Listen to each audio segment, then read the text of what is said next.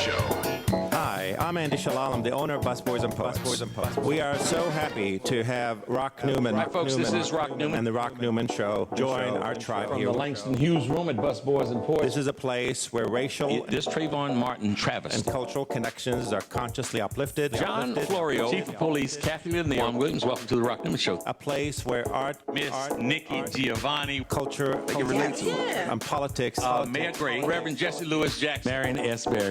intentionally collide. Listen. This is a space to take a deliberate pause and feed what's on your plate. your mind, body, and soul. To ignite, inspire, or instill. We believe by creating such a space, we can actually change our community. Your speech was just absolutely fabulous. Change DC. This is a part of my life. And change the world for the better. And this is Social Movement 2.0. And now, the Rock Newman Show. Good morning, folks. This is the Rock Newman Show. Thank you for tuning in and for turning in. Tell all of your friends and family and neighbors they want to watch this show.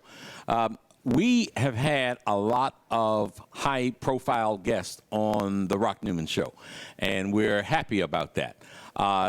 Tell your friends, call them. I'm going to give you a moment here to pick up the phone and call your friends and tell them to tune in, because this show that we have today is a show that I think that might be more useful for you than any particular show that I've done in the past. I mean, this show is about you.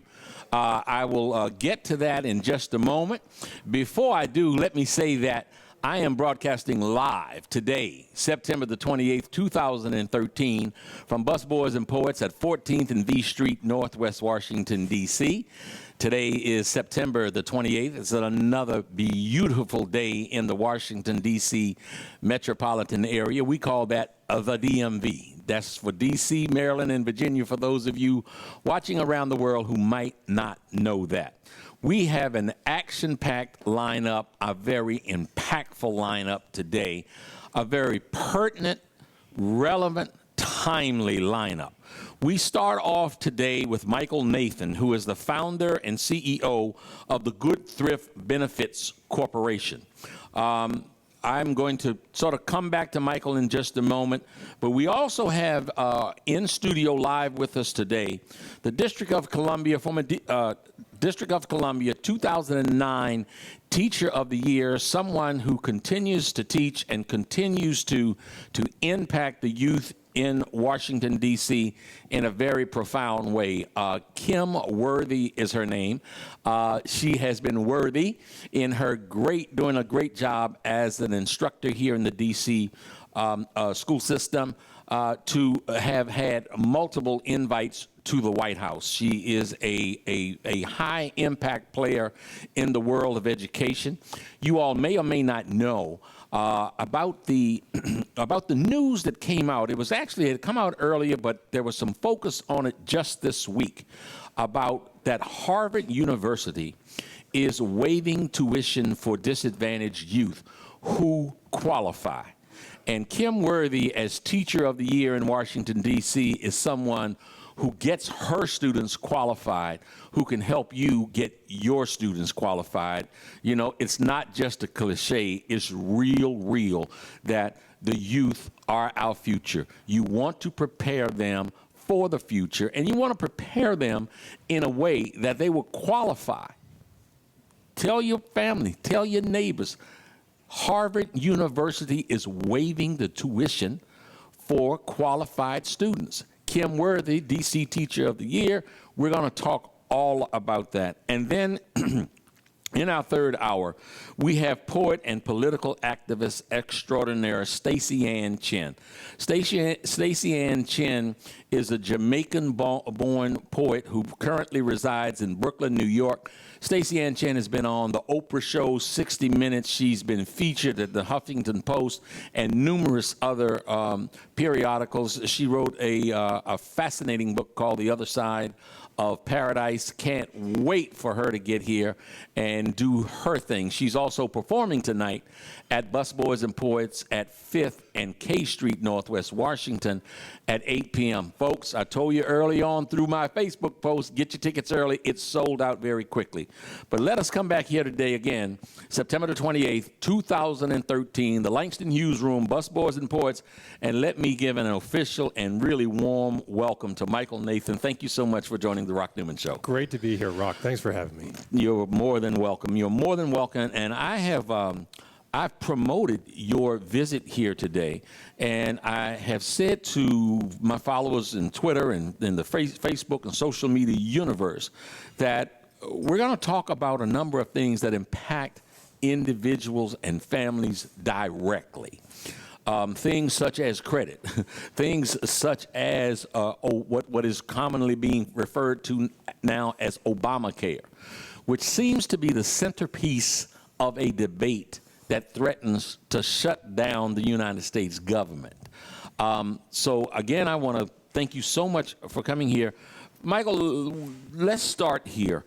Good Thrift Benefits Corporation. What is that? Well, Rock, a B corporation is a new form of corporate structure. It's much like a regular C corporation, but B corporations are in business to solve social and environmental problems and bring solutions that have a material positive impact, either for society or the environment. And so what we do is we're sort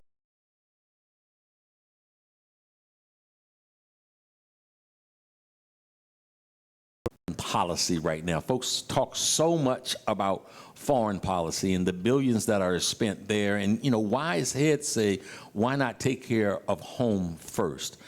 Can you please, given that this is such a hot button issue, walk us through what are the fundamentals of Obamacare? Well, there's really two main parts to Obamacare, or the Affordable Care Act, or the Patient Protection and Affordable Care Act, and it's also called the ACA. Yeah, lots of names for it. And they have real names, but those who, in my estimation, have sought to demonize the president and to whip up, frenzy and fury, have, early on labeled it Obamacare, and somewhere later Obama embraced it. Well, maybe it should be called Obama Cares. Yeah. Maybe that would be better.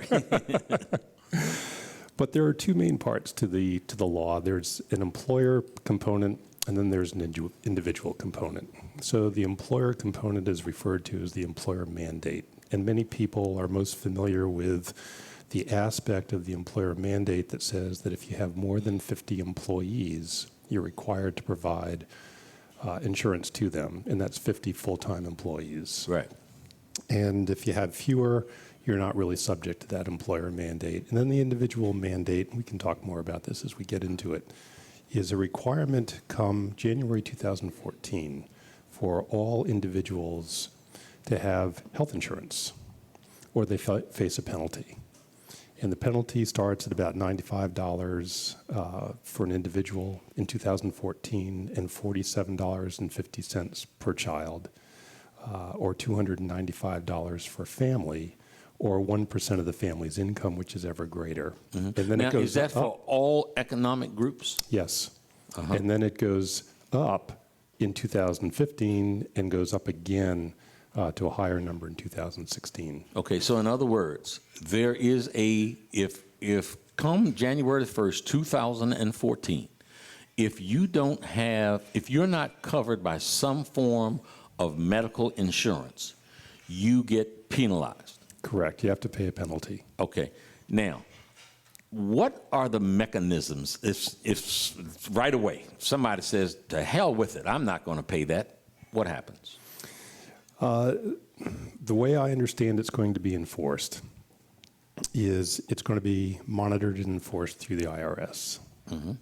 And so when you file your tax return, it's going to ask you whether or not you've got health care and provide some evidence of that. And if you don't, the IRS will levy a penalty. Okay. Let's talk for a moment about sort of the folks who are on the lower economic rung of the ladder. Mm-hmm. People who are on public assistance and welfare. Yes. Are they subject to the same kind of penalty? I honestly don't know. I believe that if you are at the federal poverty level or below, you may not be subject to that penalty. Uh-huh. Okay. Let's get back talking about the Good Thrift Benefits Corporation. First of all, it's a great name. Thank you. It's a great name, and your position of having a mission of doing social good while also turning a profit is certainly a noble one. Tell me, please, some of the kind of things that you're involved in and how you're making people's lives better. Well, to begin with, what we've set out to do is we know that there's a lot of confusion about the Affordable Care Act, Yes. and particularly among employers. One of the aspects of the Affordable Care Act that virtually no small and medium-sized employers knew about before I started talking to them about it was the requirement to provide a notice and education to their employees about the new health insurance marketplace and exchanges that are opening up on October 1st. Right. And to provide that notice in writing to their employees by October 1st. Mm-hmm. And when this... So I just kind of want to repeat that here. So Yes. employers are required by the law, by that law, to notify their employees of what? About the health insurance marketplace and exchanges that are opening on October 1st. Okay, and what I'm hearing you say is most employers didn't even know that. That's correct. Until you started to talk about it. So, we could call you a pioneer here. I'm not so sure about that. Well, you're blazing new trails, at least, informing and educating a lot of the uninformed and uneducated about this particular bill. Well, we felt it was important to do that. A, because they didn't know about it, they were confused, they faced a penalty if they didn't do it. Mm-hmm. The Department of Labor, about 10 days ago, decided not to levy that penalty against employers who did not provide the notice on October 1st, but they're still required to do it. And the government is relying on employers to let their employees know that if you don't have health insurance, or if your cost of the insurance that I provide to you as an employer is exceeding 9.5% of your income, Mm-hmm. you can go on to the exchanges that are opening up on October 1st Right. and shop for a plan that might cost you a lot less. Mm-hmm. If you don't have coverage now, it's a good way to shop. Right. And if you are paying a lot for your insurance now, let's say you have insurance, but Sure. you're paying an arm and a leg like a lot of people are, Sure. it's going to be a good opportunity for individuals to shop for a much more affordable plan. And the real new thing here is that they may qualify for a tax credit that they can put towards their premium to lower their cost of the health insurance. And it's remarkable. Some of these tax credits, and I've run some numbers, and we can talk about this as examples. I would like to, sure. It's just remarkable. And Can you give an example or two? Yes, absolutely.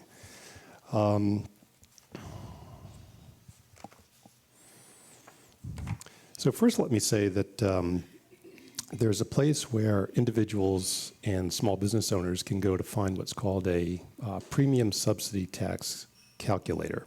Right. And we actually have one on our website. Okay. Please feel free to give that information out. I mean, because, again, all week long, I've told my viewers, my listeners, and folks that follow me on Facebook and Twitter that we're going to be sharing information that is going to be impactful for them. So don't be bashful about, if your place is one of the sources where they can get this information, let's not be bashful about sharing it. Okay, I'd be pleased to. Sure. Well, maybe we should start with that. I'm going to hold up our website address because folks can tune into this, and if you get to this website, you can follow the discussion as I'm talking. Good-thrift.com. Yes. ACA 71441. Telephone number 410-934-0858. Folks, this is material to you and to your economic situation. Pay attention here. So let me just explain.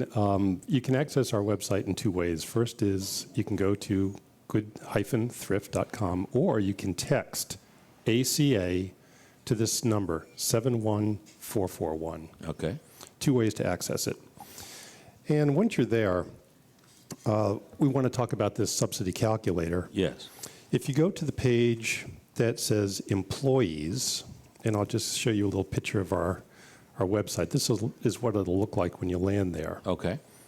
And along the top here, you'll see employees. If you click on employees, over on the right-hand side, you're going to see a picture of a tax credit subsidy calculator that looks like this right here. It's this blue one. Mm-hmm.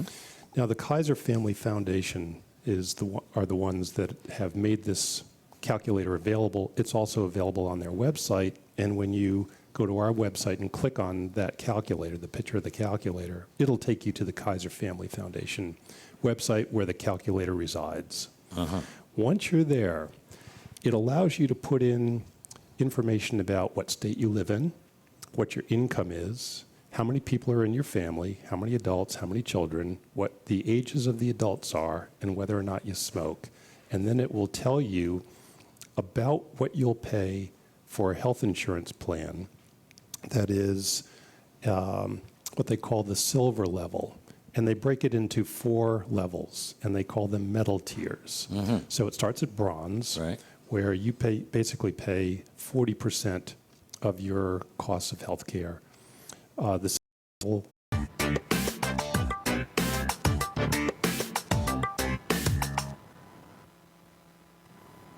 My baby drives a bull handcuff.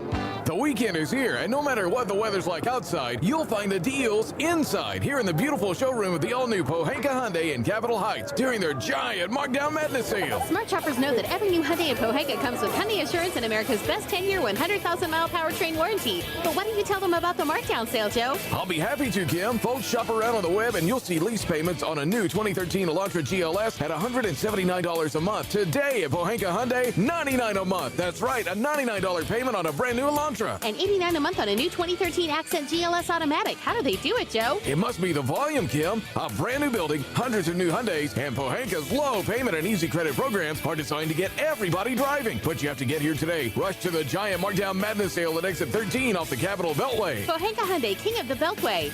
All financing for a limited term on approved HMF credit. My baby drives a bull handcuff.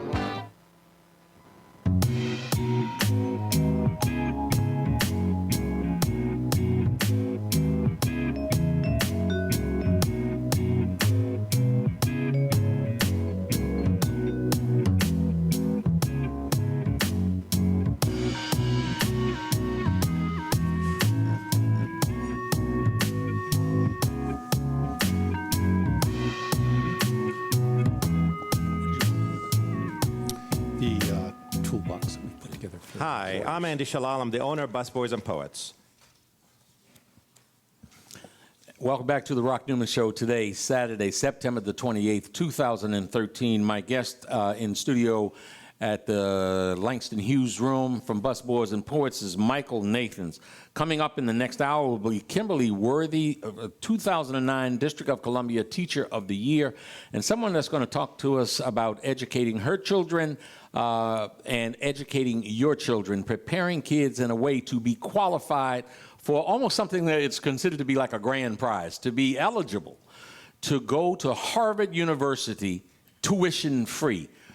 Who out there might want that? And then in the last hour, we're going to have Stacey Ann Chin, the poet and political activist, spoken word artist extraordinaire. But right now, we're going to come back to Michael Nathan.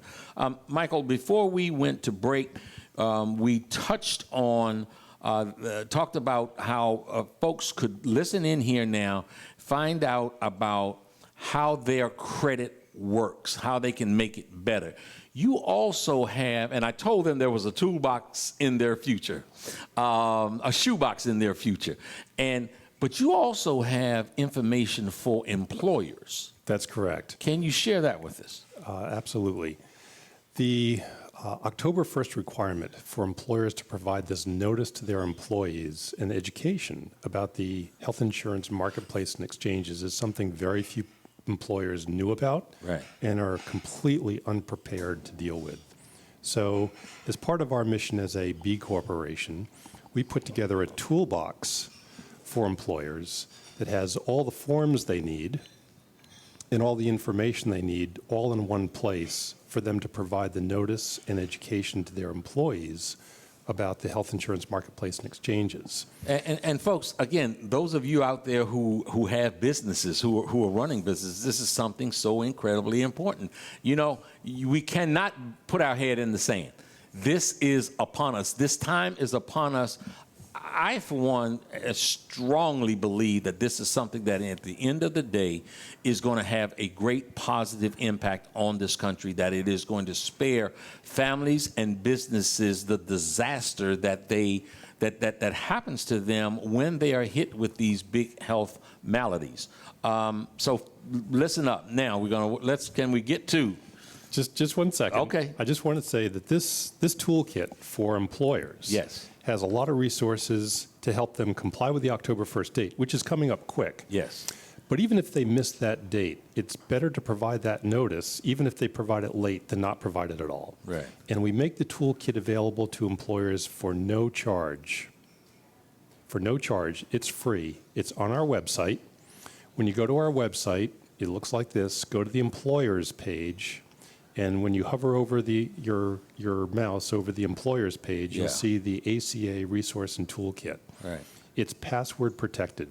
So send us an email, fill out our contact form, and we'll send you the password. You'll be able to get in, have access to the toolkit, and then in addition, on our website, on the employers page right here, you'll also see a webinar for employers. Right. That's pre-recorded. We have a 30-minute version and a 60-minute version where employers can actually hear the instructions about the October 1st notice requirement and how to use all the documents in this toolkit here.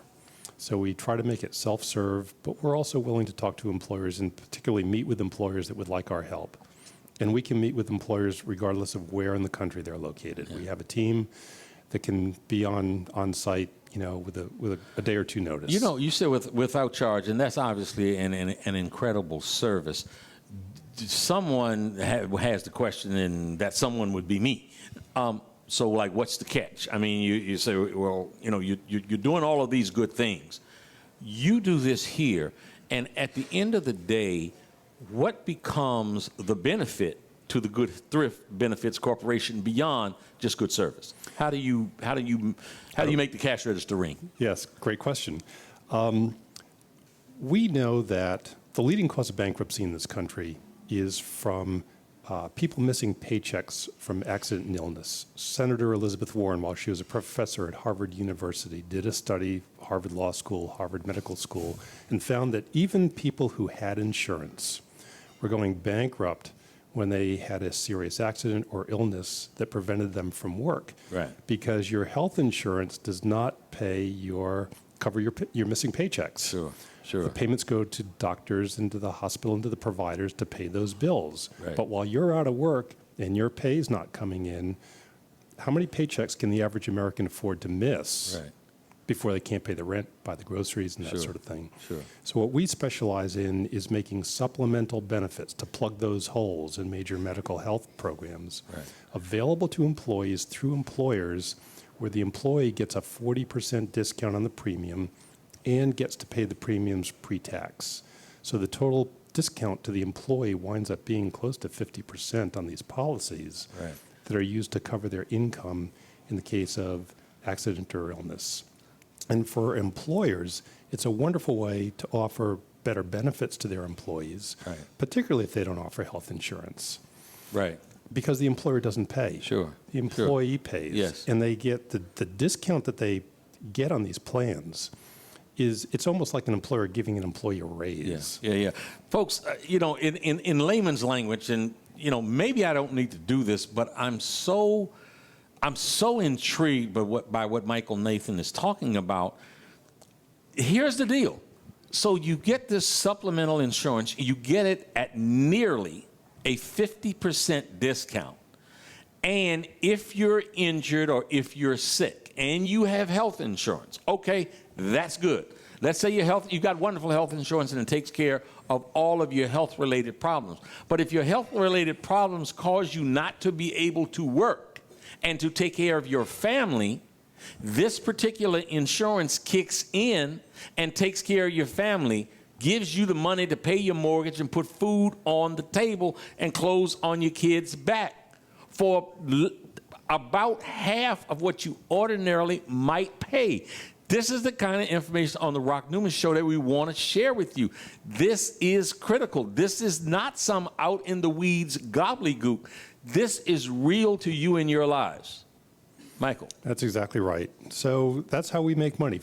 We help employers provide these supplemental benefits to their employees. The employees, it's a very affordable way. Yeah. These policies are so affordable, and it's just a wonderful way to, in a fiscally responsible way, to protect their family and to protect themselves and to protect their assets. Right. So you're doing well while you're trying to do some good. Look, exactly. I had so many people to respond to me. When I put out on Facebook, I've got my sort of personal limit. I got 5,000 friends. Man, most people do not like to put their sort of negative news out publicly. You know, you always see the good stuff. Yes. My inbox was loaded up. My private box was loaded up when I talked about people being able to improve their credit and there being hints to be able to help your financial situation by more solidly building your credit, having good credit, knowing what to do to try to get better loans and that sort of thing. And most people are lost. They don't understand the credit reporting or anything else. Help us out. Well, it's a very interesting connection between insurance and credit. If you stop and think about it for just a second, let's say you're a lender, or let's say you have an apartment that you want to rent out, and you have two applicants standing in front of you, and they both look the same in terms of their credit score. They both have maybe not such a perfect credit score. Let's say they have a 650 FICO score, and they both have the same amount of What's income. the top credit score you can get? 850 on the FICO scale. Okay, 850. Yes. And where do you start? I mean, whether you are just ain't never paid a bill in your life that you owe, and you owe a whole bunch. What's the floor? Well, the interesting thing is a lot of people pay bills that are very common, like electric and cable and phone and even rent, that could be reported to a credit bureau, but in many cases aren't reported. But they're paying these bills. So I'm just saying, give me a number, though. I mean, if there is one, 850 is sort of your best score. The number is zero. Wow. Meaning no credit. Really what that means is you have no debt, but you're paying. You may be paying regular bills. You may be paying 5 or 6 or 7 regular bills on time every month, which, by the way, are classified as credit under the Equal Credit Opportunity Act. And these bills could be reported to a credit bureau, and in some cases they are. But in many cases they're not. Equal Credit Opportunity Act, which makes sure that there's no supposedly that there's no discrimination, that sort of thing. Yes. But there are other parts of the act that we'll talk about in just a second that are a lot of people call the best kept secret in financial services. We want to know the best kept secret in financial services. Can you tell us now? Patience. Okay. We're building up to it. But my point was, when you have two credit applicants and they're both standing in front of you and they both look the same otherwise, maybe a 650 FICO score for each has equal income, equal assets, that sort of thing. But one has health insurance and the other doesn't. And maybe one has an accident disability in the policy that protects their income, and the other doesn't. Which one would you rather rent your apartment to? The one that got that stuff through Good Thrift Benefits Corporation? Well, at nearly half the price. Whether it comes through us or not, the point is that somebody with a disability insurance policy to protect them and protect their income, and frankly, to help pay the rent or to help pay the financial obligations if they're missing work, would typically be the more credit-worthy of the two applicants. The problem today is that those kinds of policies don't get reported to the credit bureaus. And this is where the Equal Credit Opportunity Act comes in. It's, again, there's this section in the Act. It's buried deep, which is why you haven't heard about it and the viewers haven't heard about it. And frankly, very few bank regulators had heard about it until I approached them to talk about it. But it's the Equal Credit Opportunity Act, Regulation B, Section 1002. Listen, folks, listen. Okay. Section, it used to be 202. Right. And when the Consumer Financial Protection Bureau, or the CFPB, took over responsibility for overseeing the act, they changed the numbering just a little bit. So it changed from section 202 to 1002. Okay. 0.6B6. Uh-huh. So you can see how deep in the act this is buried, which Yes. is why a lot of folks haven't heard about it. But the other reason they haven't heard about it is lenders really don't want consumers to know about this. Right. Why? Because it allows an applicant to take their shoebox full of the receipts that they have for I told you there was a shoebox in your future. Here's mine. Yes. It allows a consumer to put all the bills that they pay every month. For example, let's see what we have here. Here's my electric bill, this is my utility bill, my phone bill, my cable bill. I happen to pay a mortgage, but some people might have rent. All their bills, and everyone has these bills, Right. even if they don't have a credit history. Right. I happen to And have. so what are you take these bills and do what? Show, How does that benefit you? show them to a lender. Right. And tell them about the Equal Credit Opportunity Act and the fact that the law requires the lender to consider this payment history or face a $10,000 fine. So in other words, if you have that 650 credit score, for example, and two people are there, let's go back to that. They're two there and everything is kind of, they're equal across the board. Yes. But if one of us comes in and has this kind of information here to show a history of good payments that is not at the credit bureau, the lender is obligated by law to take this into account? Correct. Or face a $10,000 penalty. Folks, get those shoeboxes together. Now, this is a lot for consumers to remember. So what I've done is I've published a guide called Shoebox Credit. 3 steps to take before your next credit or employment application. Correct. And you say, or employment application. Why is that important? Employers consider your credit history in some cases before they'll hire you. And if you don't have a credit history, but you pay your bills on time, you can use that evidence with an employer to show, hey, look, you know, I'm fiscally responsible. I pay my bills on time. Even though I don't owe any debt, I don't have any debts to anybody, which you may think because I don't have a credit history, I've got bad credit. Right. Or at least that's how lenders treat you if you don't have a history. It's like having bad credit. But if you can show that you pay your bills on time, and if you can show you have a disability policy. Yeah. If you can show you have an accident policy, if you can show you have a sickness policy, those are the kinds of things Right. that when you show a lender this, and you've gone to the trouble to put it together Right. and organize it for a lender, and our guide gives you tips on how to create a list of these things on a piece of paper in addition to your actual evidence, and you present that to a lender's going to say, this is not my ordinary applicant. This person is organized. Right. They are informed. They know about the law, Sure. but they're paying attention to their finances. And that's frankly the kind of borrower I'd prefer to work with. Yeah. Michael, let me ask you, we've got a minute left. What would you say, you know, you are a wealth of information, a wealth of knowledge. Thank you so much for coming on the show here today. Hopefully, you know, folks have paid attention to what you've had to say. Sort of as a wrap-up, talking to the individual, whether it is, you know, if you can combine the Obamacare and the credit, give me sort of a 1-minute speech that makes you the greatest person in the world.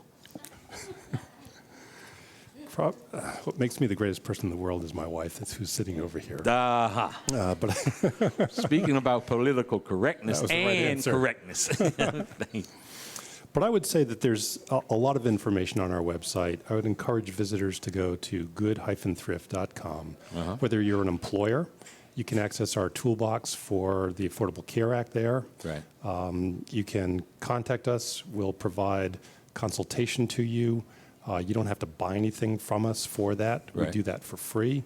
We can help you offer supplemental benefits to your employees to make them happier and more financially secure and give them a good price. It's almost like giving them a raise. Right. And then we can, for individuals and employees, they can go onto our site and learn how to use supplemental benefits by watching a video on how to protect their income and learn about the Equal Credit Opportunity Act, Regulation B, and find the Shoebox Credit Book. And they'll also find a discount coupon on our website for the book so they don't have to pay retail. When I leave here today, I'm going to good-thrift.com. Thank you so much for appearing on the Rock Newman Show. Thanks for having me Folks, today. thank you for watching. Coming up, Washington, D.C., 2009 Teacher of the Year, talking about your children and how you might prepare them for a better future by getting a better education, how you might prepare them to be prepared to accept entrance into Harvard University tuition-free. Stay tuned. We'll be right back in a few moments.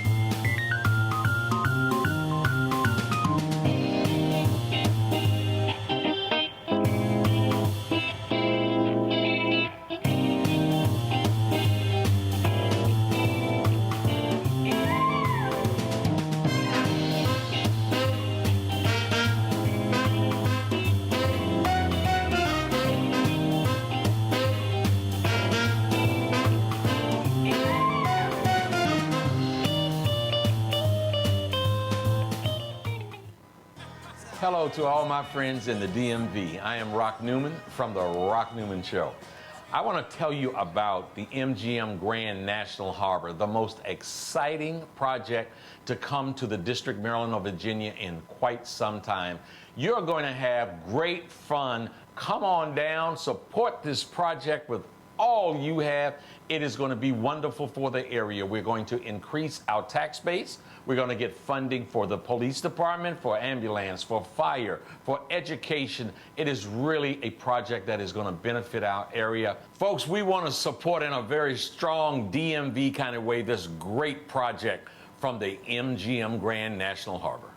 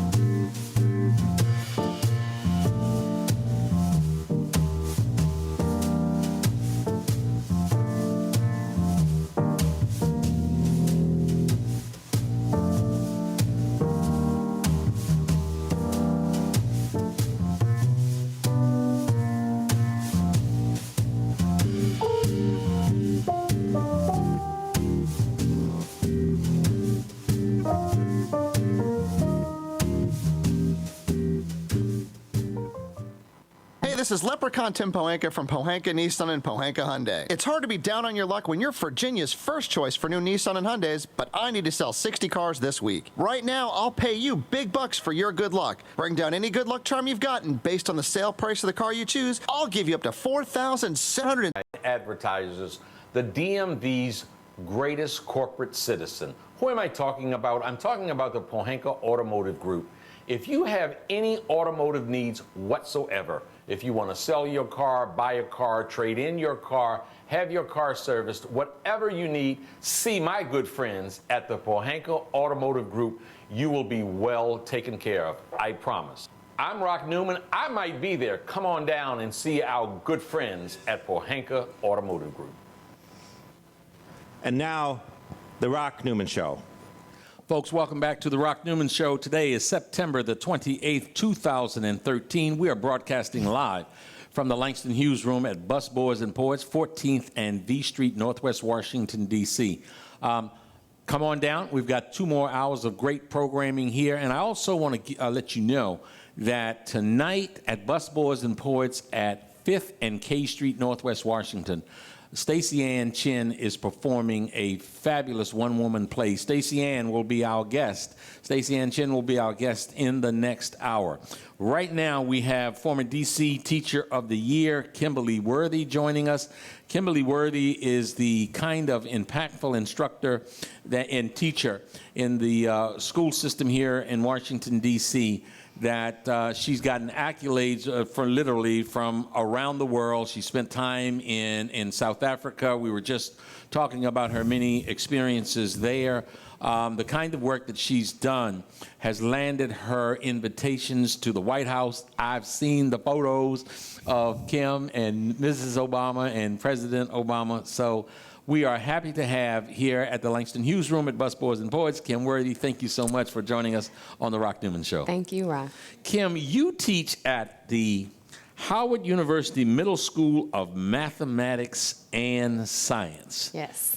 That's quite a name for a school. You know, we're going to talk about what I had informed our viewers and listeners about a little bit, about Harvard University, for some reason, a program that had been established for a while, where Harvard was waiving the tuition for the disadvantaged families for kids who qualify to get in. We're going to talk about that in a minute. But before we go there, I'd like to talk about your career at the Howard University Middle School of Mathematics and Science, and just what that is. That is a school that is not technically or otherwise a part of the DC school public school system. Right. This is a charter school. Right. Okay. Correct. And when was that founded? Okay. Our school was founded in the fall of 2005. Okay. Yeah. Right on Howard's campus, across from Founders Library. Now, is that in Lock Hall? Is that what is in? Next to Lock Hall. Uh-huh. Yeah. Okay. And who were the founders of this program, of this school? The founder is Dr. Hassan Minor. Okay. And he was a graduate of MIT and committed to our community here in Washington, D.C. He wanted to provide a world-class education for D.C. residents, D.C. students who maybe cannot afford to go to the independent private schools here and receive a world-class education. He read the research that shows that if you expose students, especially in the middle school years, to rigorous mathematics and science and engineering programs, you increase their chances of going into those fields later on in life. Also, research shows that it's in middle school where students kind of make that subconscious decision to possibly drop out if things are getting too difficult, right, or stay the course. And so he wanted to make sure that we provided a world-class education for our students here in Washington, D.C. And would it be fair to say that the Howard University School of Mathematics and Middle School of Mathematics and Science, how does it stack up against what are some of the private schools? Okay, we are right up there. Unlike the private schools, we have, I think, 80% of our students are free and reduced lunches. Are what? Free and reduced lunches. And so Title I. And with that, many times, for a myriad of reasons, many of those students come to us not having certain skill sets. Right. Unlike those private schools that get to select their students and test in their students. We are a charter school. We cannot select our students. So we get students from all over Washington, D.C., and with all levels of skill sets. And regardless of those barriers, we take our students. We have a rigorous curriculum, emphasis on who we are as a people to give them that confidence that they need. And we are competing with these private schools in math counts and solar car competitions and other engineering competitions. And we are faring very well. You know, I'll tell you something that I became aware of. I have two young godkids, godchildren, Gabriel and Dakota. And their mother was looking for private schools for them at an early age. And I mean, I had no idea, for example, that there was the kind of testing and even competition that applied to kids that early.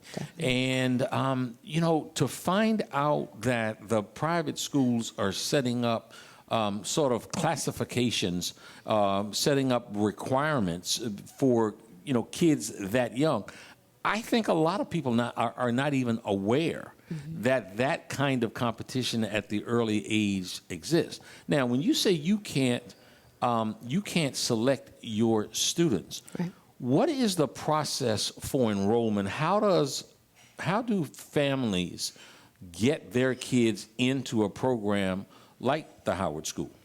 Well, we have an enrollment window, and parents from all over Washington, D.C. can submit an application, and then we have a lottery system. So once you submit your application, you're given a number. And then I believe around April, we have a lottery. Right on campus, and parents are invited to come, and we choose your number, and then you're in. So you're in, and so if a child in the public school system for Washington, D.C., which certainly has had its fair share of ridicule, if they're not doing so well, if they apply to the Howard Middle School, and you just assign a lottery number, what about their academic requirements? Do you require? No. No. So you take them where they are. Where they are. Okay. And then your mission is to say that your school and the teachers therein are good enough and are strong enough to take these, what some would clearly come in as underachievers. Low skill levels. Low skill. Yes. Okay. And to give them high skills. Yes. Yes. Now, talk to me about the curriculum, because I've certainly heard some middle school kids and their parents talk about the workload and that it's a heavy one. Why don't you do this? Walk us through a kid coming into your class, what a kid coming into your particular class might, and their parents, what they might expect. Okay, so they will expect a lot of discussion, high-level reading. What is that high-level reading, like, what does that equate to? So, for instance, we've read in my class before Up From Slavery by Booker T. Washington. Typically, and what year? I've done this with 6th graders and 7th graders. Okay. We've read Miseducation of the Negro together. We've read books that typically students receive in college. And so I do that so that to promote critical thinking. So I give them very abstract, rigorous texts so that we can have discussions and students can share their feelings and their emotions and their perspectives, and we can engage in critical thinking discussions. But also, I have to scaffold with the vocabulary. And so intentionally choose high-level books so that I can expose them to certain vocabulary that they may not be exposed to on a regular basis. And so I'm teaching pronunciation, I'm teaching spelling, I'm teaching meaning, context clues so that they can deduce in the future when they're exposed to these different vocabulary words, which really is responsible for that achievement gap that so many people talk about. It's just exposure to certain words and certain things that you may not be exposed to on a regular basis. And so vocabulary building is big, and then also promoting reasoning and logical thinking and so on and so forth. Okay, so mathematics, Howard University mathematics and science school is not just about mathematics and science. It's definitely not just about, well, it is, because mathematics and science is everywhere. And so when you come into my classroom, even though I teach history, you will see a lot of science in my room and a lot of mathematics in my room.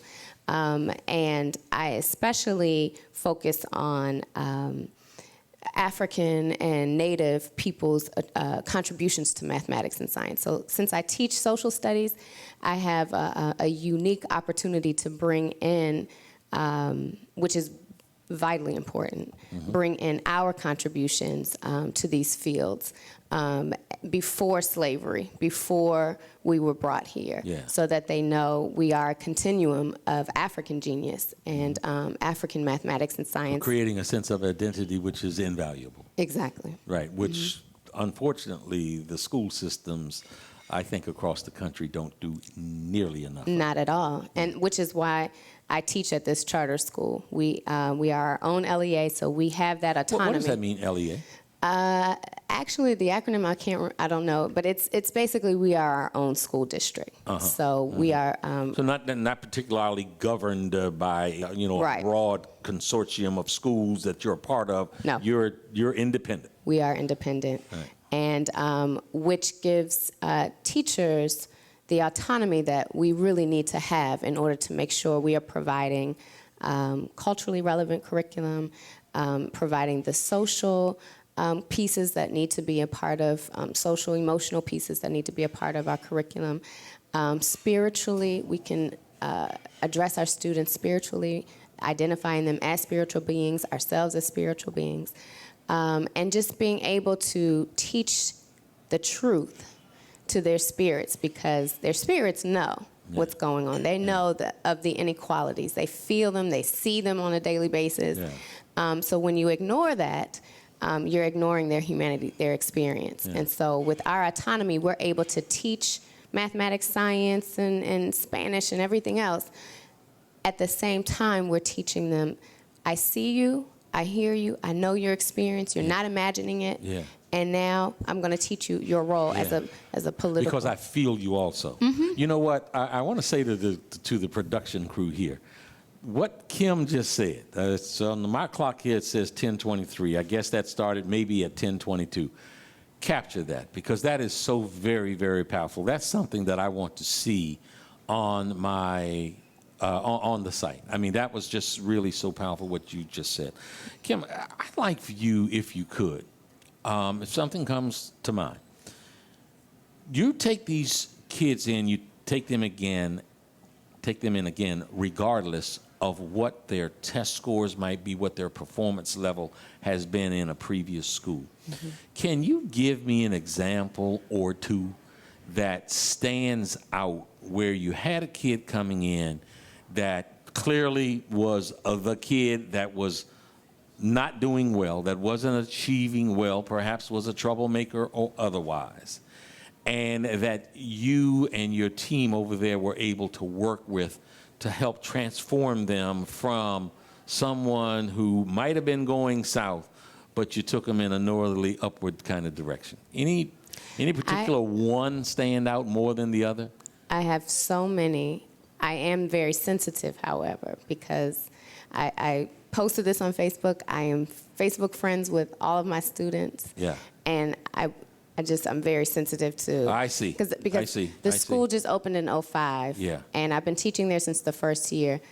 So they're all very still and much a part I of my understand that life. answer. But I will say, in general, Yes. generally speaking, Yes. in fact, I was just speaking with Karen about one particular story, but I'd just rather not say. But we have, and I have so many stories where students have come to us just ill-prepared for many reasons. And because of their dedication and commitment to our program, because our program is rigorous. And it's not a magic show. We can't do it by ourselves. So you have to meet us halfway. And those students that have committed to meeting us halfway, with their parents meeting us halfway, we have moved them, and they are pursuing their dreams right now. We have an after-school program I was telling Karen about, that it's a STEM program from 3:30 to 4:30 every day. So we have robotics, we have STEM is science, technology, engineering, mathematics. Okay. And so at the end of the day, students choose which clubs they want to be in. And so we have toy challenge where they create toys, solar car challenges, math counts, all sorts of different clubs that they're interested in. And so that is really our hook in our school. So our students gravitate towards those because it's not the normal class day. It's fun for them. They get to apply the mathematics and the science that they've learned all day, and do some hands-on. And so those students, many of our students that have come, with whatever issues they've had, it's our STEM program that really ignites their motivation to learn, to succeed. I've run a program, mine wasn't STEM-based, mine was called Africa's Voice, and it was a girls group. And that was done here? At MS Squared, yes. Okay. And so mine wasn't a STEM-based per se, but it was more of a social justice program, working with teaching. They were responsible for teaching our Howard community about the injustices in West Africa, in the areas of healthcare, education, poverty, so on and so forth. So they came up with all sorts of activities, and mathematical activities. We had students go around in homeroom and give 1 out of 3 students a ribbon indicating how many people are living in poverty in West Africa. So throughout the day, when you saw that ribbon, you represented that person so they could see the mathematics on their peers. But this program has ignited major social activists now. One comes to my mind right now. I named her Ayera. I gave all my students African names. And her name was Ayera, which means the chosen one. Okay. And when we started our program, I went into the hallway to address an issue. I came back and she said, Mama Kim, we have the name of our group. Our group is going to be Africa's Voice. Since no one wants to hear what's going on in Africa, we're going to speak for Africa. Wow. And I was blown away. And again, these were the students these are the girls, Sure. DC's finest. Yes. And you tap into their spirits, and it just ignites, the beautiful flowers that they are. And they're all still motivated. Several of us went to Africa that year, to Ghana, from our group. And they email me all the time. I want to go back. Can we please go back? So, so our program is a holistic program. It's not just academics. And so we give them a purpose for learning. What is your purpose for learning? Because all of us have a responsibility with this freedom that we have here. And so they have to use their knowledge and their unique skill sets, because everybody's different. Right. And so you have to use your knowledge, your unique skill sets, and your purpose to give back and to uplift our community. Kim, this is absolutely fascinating. You embody, sort of the passion that we think is so much missing from the classroom. Much too often, you hear of sort of uncaring instructors. And I'm sure, there are more complaints than probably there are compliments. And it's a tough job. It certainly is a tough job. I positioned that I think the most important job of a human being on this planet is that of mother. Mm-hmm. Maybe number 2 is father, maybe number 2 is father. Tied, or certainly a close number 3 would be that of teacher. What was it that inspired you to the level of excellence that you have achieved in the classroom and the kind of commitment, dedication, and passion that you bring to your students? Well, I think many contributions. First of all, my parents, like you said, mother and father. Sure. And so growing up here in Washington, D.C., with Steve Rickman, I was out protesting and marching since I was a little girl. So, literally. Yeah. And that was the norm for me growing up. And having to wear balloons, tennis shoes instead of Reebok because Reebok supported apartheid, and going to school and sharing that, why I have... Parenting is really important, yes. And so, just my parents instilled a sense of, it's bigger than me. Yes. We are a part of humanity, and we have to fight for everyone. Right. We have to. That's our obligation. So on top of that, I went to an African Center school here called Roots Activity Learning Center. Yes. And I started going there when I was 3 and until middle school. And Roots provided those non-cognitive factors that research shows has a stronger correlation to a person's success than your math and verbal scores on a test. And it helps give the kids roots. Yeah, exactly. Right, and right. so I knew my heritage. I knew who I was. I was proud of who I am as an African that was brought here. But knowing my African heritage and being proud of that, knowing the genius of African people, the first people on the planet, like all of that was just, it boosted me so much. Yeah. But then not only that, Mama Bernita taught us differently. Mm-hmm. So a lot of kinesthetic, a lot of rhythm. We were just taught differently. But I didn't know this until I went on to Spelman and I took an African psychology course. And I learned the differences between the different groups and how they learn, their epistemological styles, and how the different values of the different groups play out in the school, and the logic system, your worldview. So when I learned all of this in this African psychology course, I literally blurted out in class, like, this is how I was taught at Roots. Yeah. Like, I can give you practical examples of how this works. Absolutely. And so then later on, I took a course, Advocacy for Urban Schools, and had to do student teaching in Atlanta at Southside High School, and it was just magical. I had no training, and writing lesson plans came naturally for me. Interacting with the students, empowering the students, it was just such a natural fit. I knew I wanted to do it. And then when I got into the public school system, I started teaching in Brooklyn, New York. I saw why or how public schools were doing a disservice to children of different cultures. Yeah, you know what? And that's a strong statement to say public school systems are doing a disservice. But it's one that I understand why you make. And, when we observe it, and when we observe the dropout rate, mm-hmm. and so many other maladies that afflict our young children, especially minority children, it is a statement that's hard to challenge. Mm-hmm. Yes. We're going to... I can't challenge this clock here, so we've got to take a quick break. We'll be back with DC Teacher of the Year, Kim Worthy, in just a few moments on The Rock Newman Show from the Langston Hughes Room at Busboys and Poets, 14th and D Street, Northwest Washington, D.C.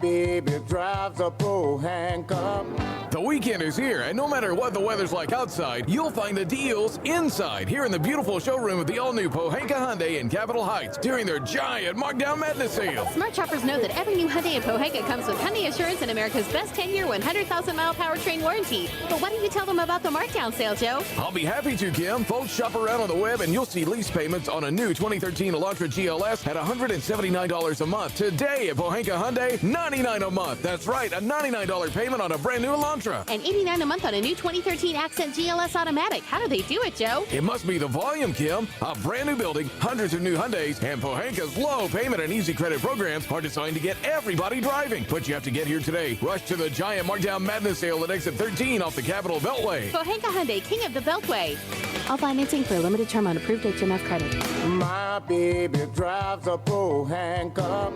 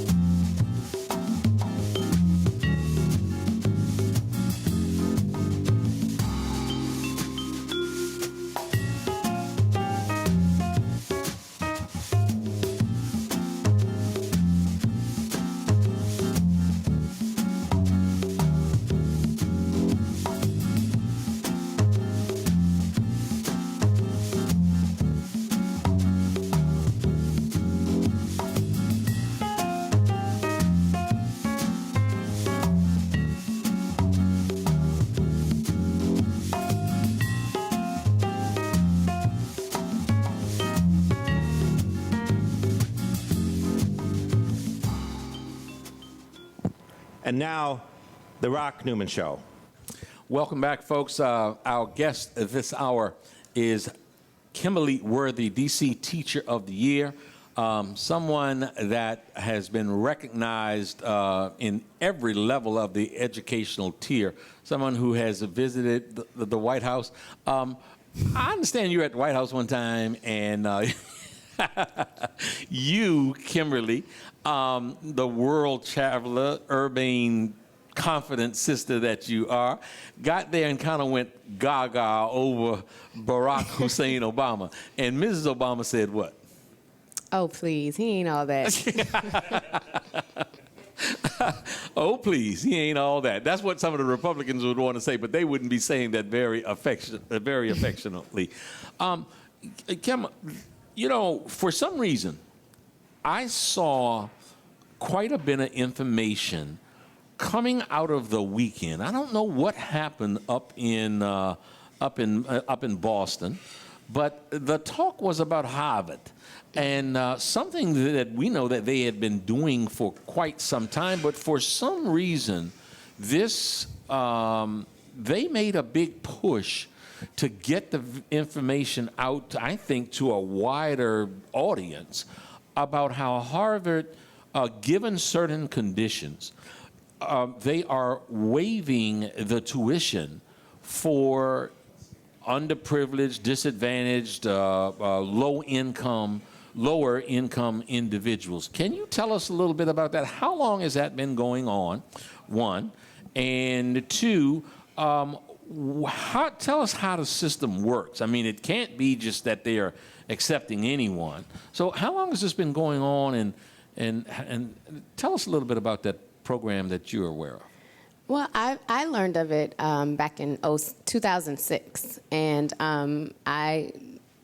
I've received several emails from people from all over the country, just sending the information out that this program is now available at Harvard, where if you make a certain amount or your parents have this income, you can get free tuition. It's my understanding that you do have to go through the regular application process and have the academic requirements and so on and so forth. Once you're accepted, then they look at the income bracket of your family, and then you can possibly get the full free tuition. I don't know much about it, but I do know that it has been raised to $65,000. So that the income, if it's of the families 65 or below, right, then your child can be qualified from an economic positioning. Right. However, from an academic requirement, there are certain requirements that are obviously going to be made to go through to get into Harvard University. Yes, okay. I would assume so. All right. Now, so Kim, I bring that up because, it sort of highlights something. And I was thinking, okay, if I were rearing a child and, in a particular income bracket, and that some major, what generally thought of as, one of the better universities in the world by some standards, if they're waiving the tuition, then I want my child qualified. So here's what I want to ask you. And if you can speak directly to parents that are out there, you're a teacher, you're in the classroom, you see every day when you go to work the good and the bad of what parents have done. Sort of give us a prescription, give us a formula, give the parents a formula for how to best prepare their children for learning. So it is a formula. And of course, knowledge and certain skills will be a part of that formula. But like I said earlier, the non-cognitive factors play in more. So courage, confidence, resilience, the commitment to hard work, those are really the factors that contribute to a person's success in life, their happiness in life. So it's the non-cognitive factors that we really need to push. Many times when there are financial deficits, I've seen parents who try to overcompensate and give children a lot, the most expensive shoes, the most expensive clothes, and cell phones, and so on and so forth, when the children have not done anything to earn it. And so you're teaching them that things come to you in life easy and for free, and that's really not how it works out here. That's not a good thing. And so, so teaching children how to be resilient, and as a teacher, I can do that with high expectations in my classroom, a rigorous curriculum, believing that they have the ability to master these skills and to understand, and just continuing to support and provide whatever they need to be successful, to show them they are resilient, so that they can see themselves, yes, I may stumble and fall, but I will get back up. I will. And then, of course, there's the knowledge piece, and that's why I mentioned earlier the higher level text reading, reading papers and staying up to date with current events and having those intellectual conversations, staying up to date with current events in the science and technology fields, knowing what's going on around the world, knowing what's going on with our government. We have students here that live in Washington, D.C. and have no idea what decisions are being made or were made last week in Congress or downtown in City Hall until it's too late. And so, but exposure to, what's going on around them, exposure to vocabulary. That vocabulary piece is big. This country, weighs test scores highly, and one of the areas that we fall is in the area of vocabulary. So reading comprehension. If our scores are low, many times it's because they don't know the vocabulary. And even with mathematics, the reading problems and critically analyzing word problems and so on and so forth, that vocabulary is huge. So reading more. Yeah. Tell me, and we've got a couple of minutes left here, what do you find to be the most challenging thing that you have to deal with in the classroom in your profession, one? And two, what's most rewarding?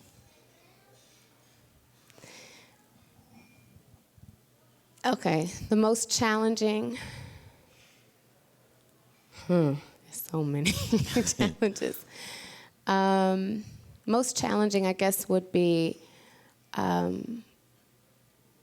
having children in my classroom who do not believe in themselves and do not believe that they are capable of success in any way for many reasons.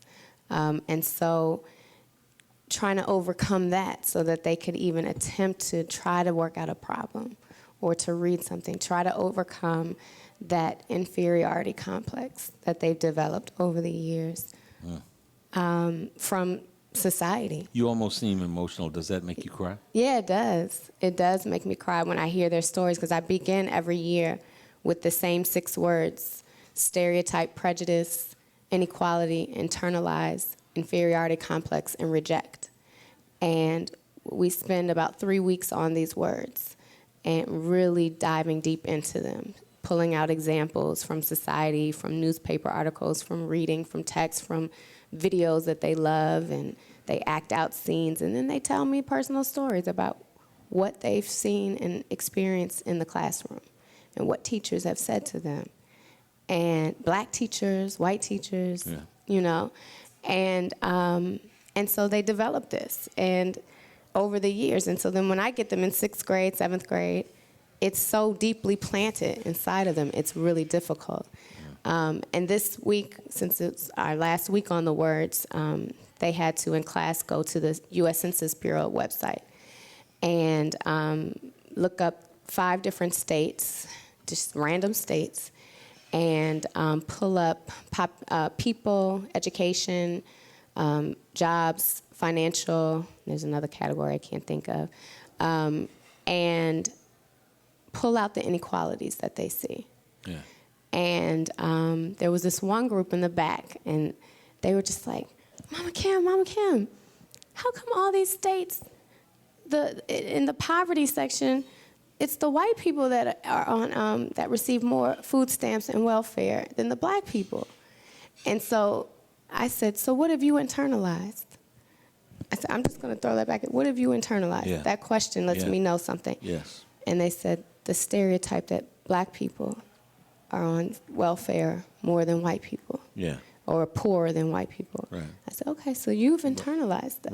Right. And so they were just like blown away. Like, knowledge really is power. Like, they had no idea white people were on welfare or anything like that. They had no concept of that, which it plays out in how they see themselves. Like, many of our students feel like they are supposed to be in these particular economic groups.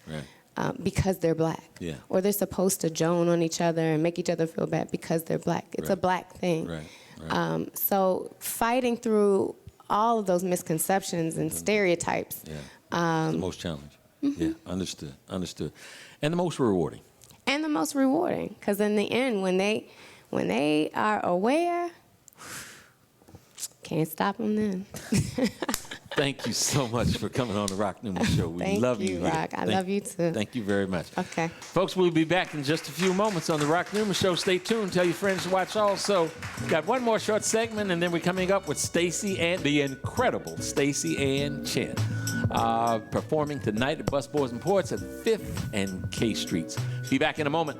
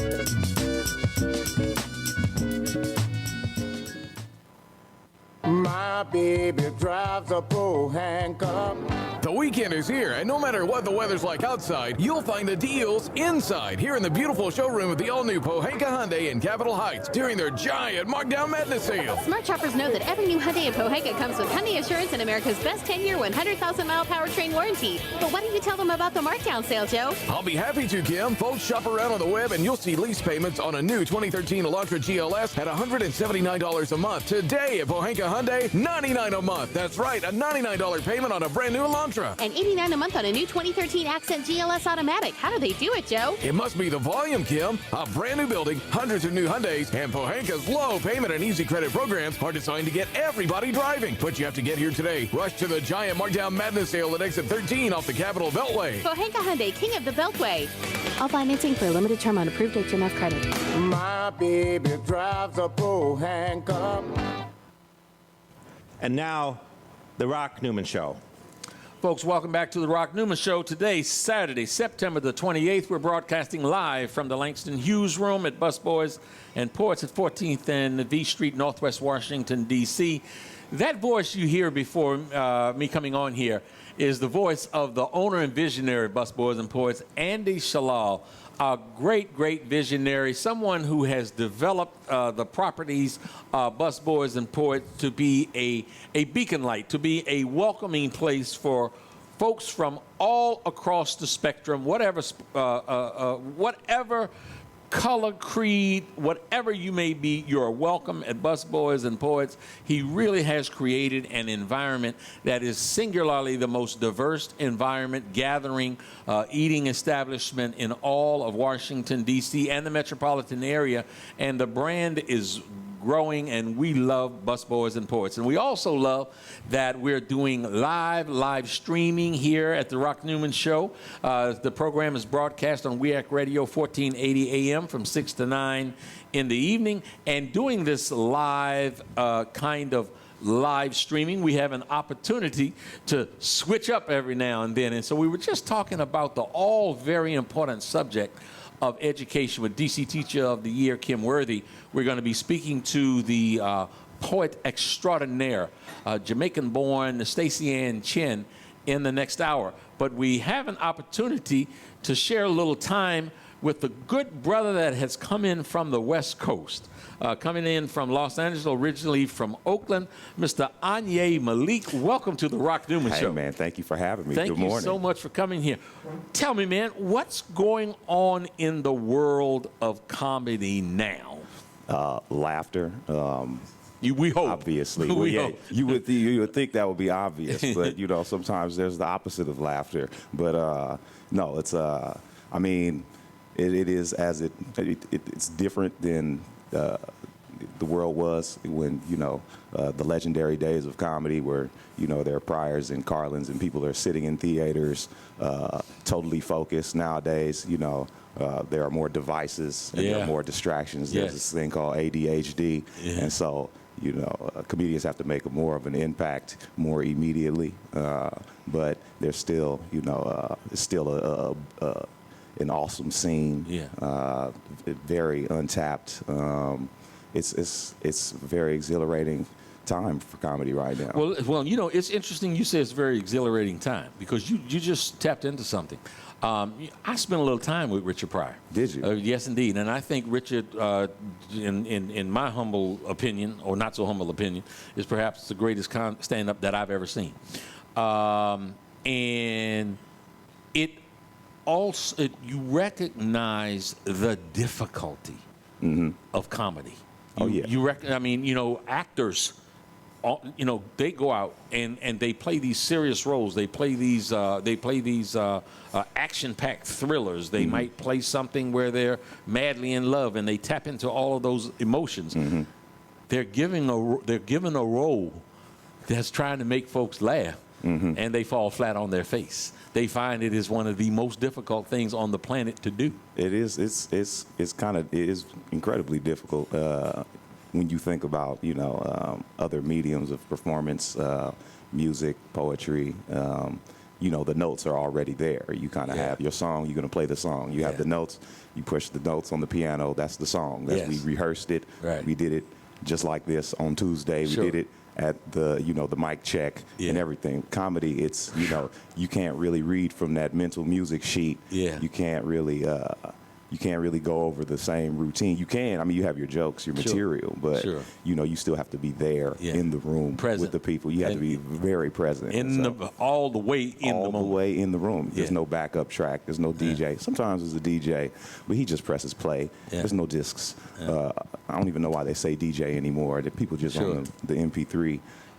But that's a whole other situation. But it's just you and the microphone and your voice, and the audience knows when you're reading from a mental teleprompter. Yeah. And so you got to get out of that. You have to be there. You have to be, they call it improvisational, but you just got to be there. Yeah.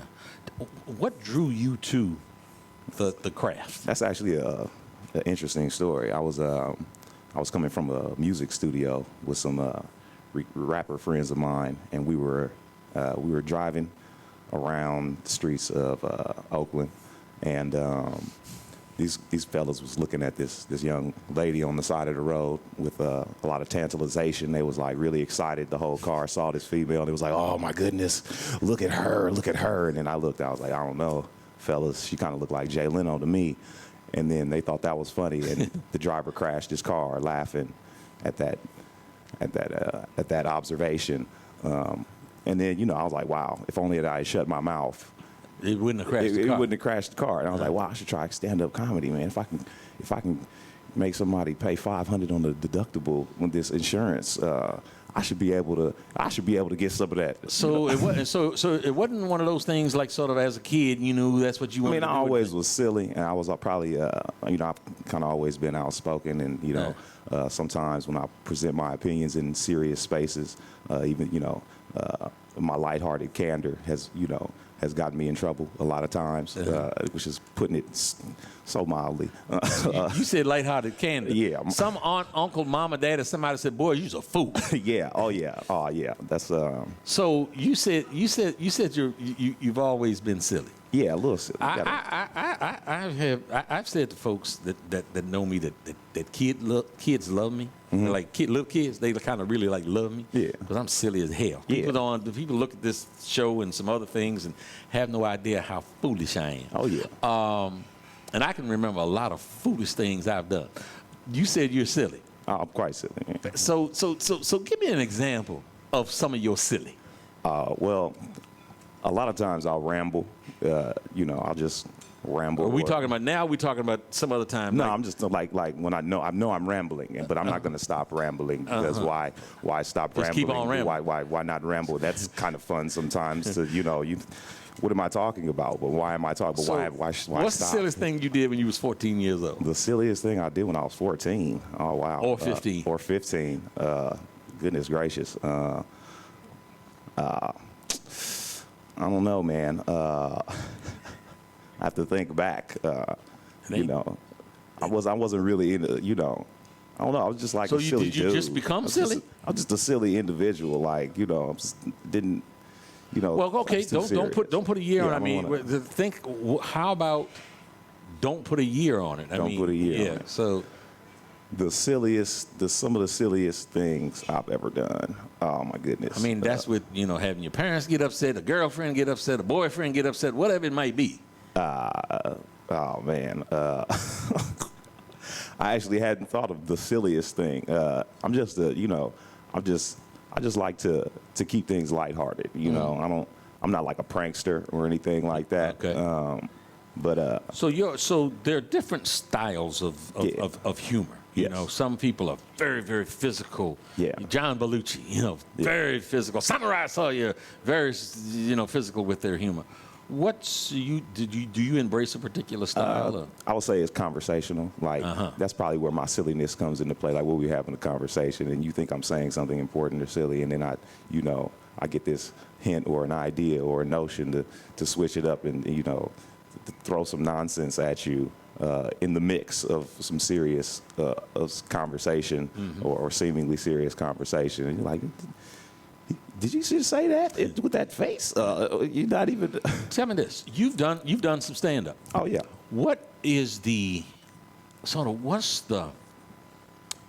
there a moment when you've done stand-up where you're like, God, I bombed on this one. And the flip side of that, where you know you stuck it, and you know, so what was the feeling you felt behind sticking it?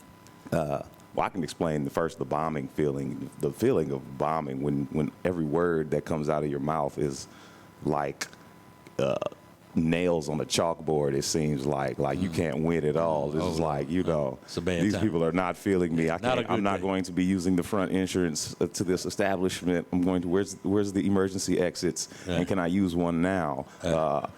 Like, you know, when the crowd is not on board, it's almost like there's nothing you can do. It's like, you know, you have your breath stinks, and they can hear how bad your breath stinks on the microphone.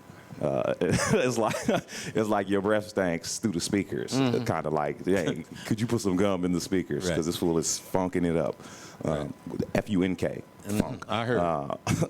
But on the flip side, when everything is landing, when I do really well, it's almost like I'm standing next to myself. Like I'm completely besides myself. Like all the words are landing properly. I'm like standing on top of my own shoulders, looking down on myself. Like, wow, look at this fool.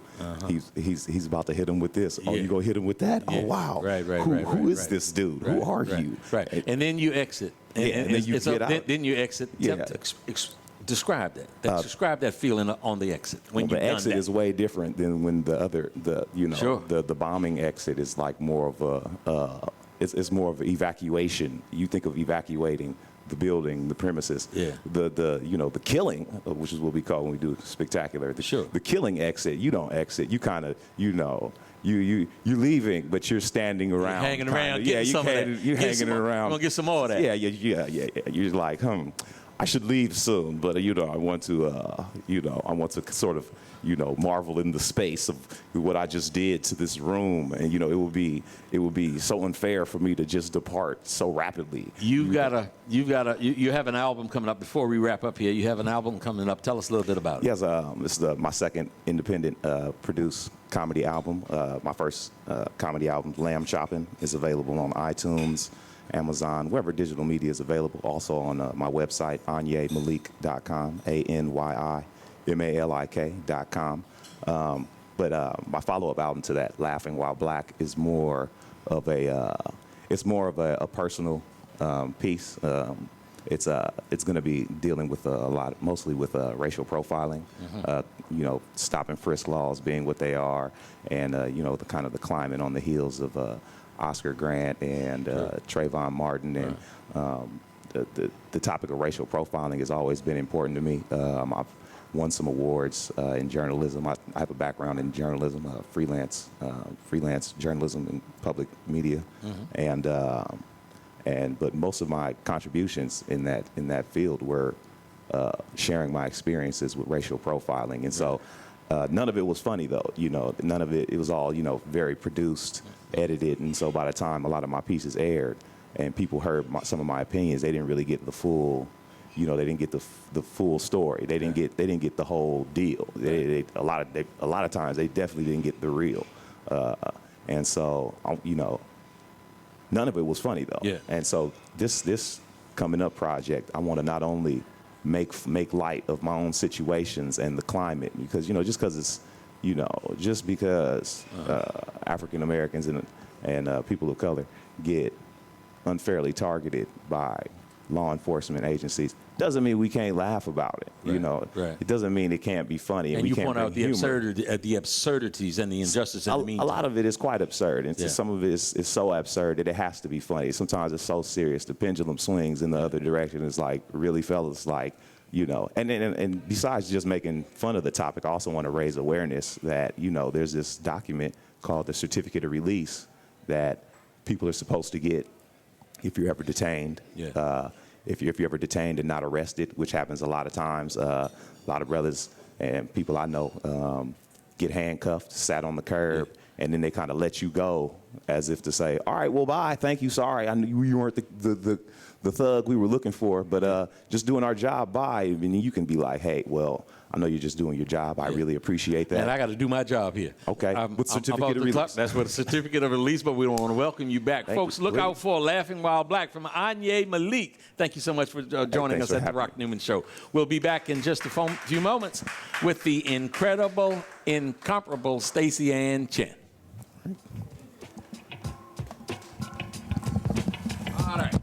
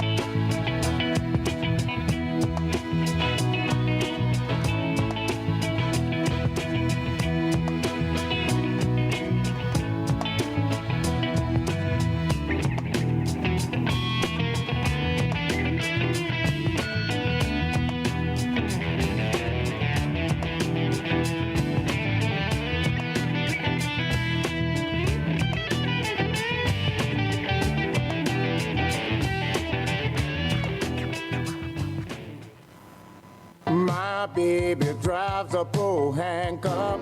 The weekend is here, and no matter what the weather's like outside, you'll find the deals inside here in the beautiful showroom of the all-new Pohanka Hyundai in Capitol Heights during their giant Markdown Madness sale. Smart shoppers know that every new Hyundai in Pohanka comes with Hyundai Assurance and America's best 10-year, 100,000-mile powertrain warranty. But why don't you tell them about the Markdown sale, Joe? I'll be happy to, Kim. Folks, shop around on the web, and you'll see lease payments on a new 2013 Elantra GLS at $179 a month. Today at Pohanka Hyundai, $99 a month. That's right, a $99 payment on a brand new Elantra. And $89 a month on a new 2013 Accent GLS Automatic. How do they do it, Joe? It must be the volume, Kim. A brand new building, hundreds of new Hyundais, and Pohanka's low payment and easy credit programs are designed to get everybody driving. But you have to get here today. Rush to the giant Markdown Madness sale at exit 13 off the Capitol Beltway. Pohanka Hyundai, king of the Beltway. All financing for a limited term on approved HMF credit. My baby drives a handcuff.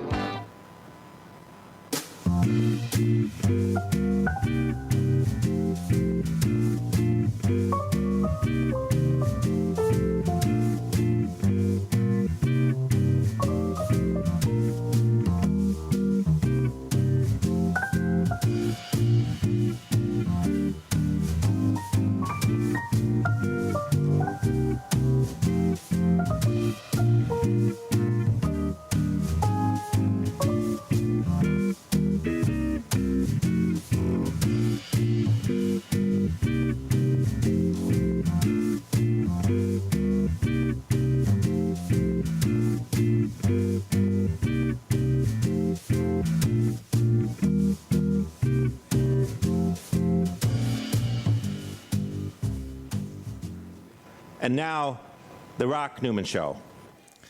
Welcome back to the Rock Newman Show, September the 28th, 2013, from the Langston Hughes Room at Busboys and Poets.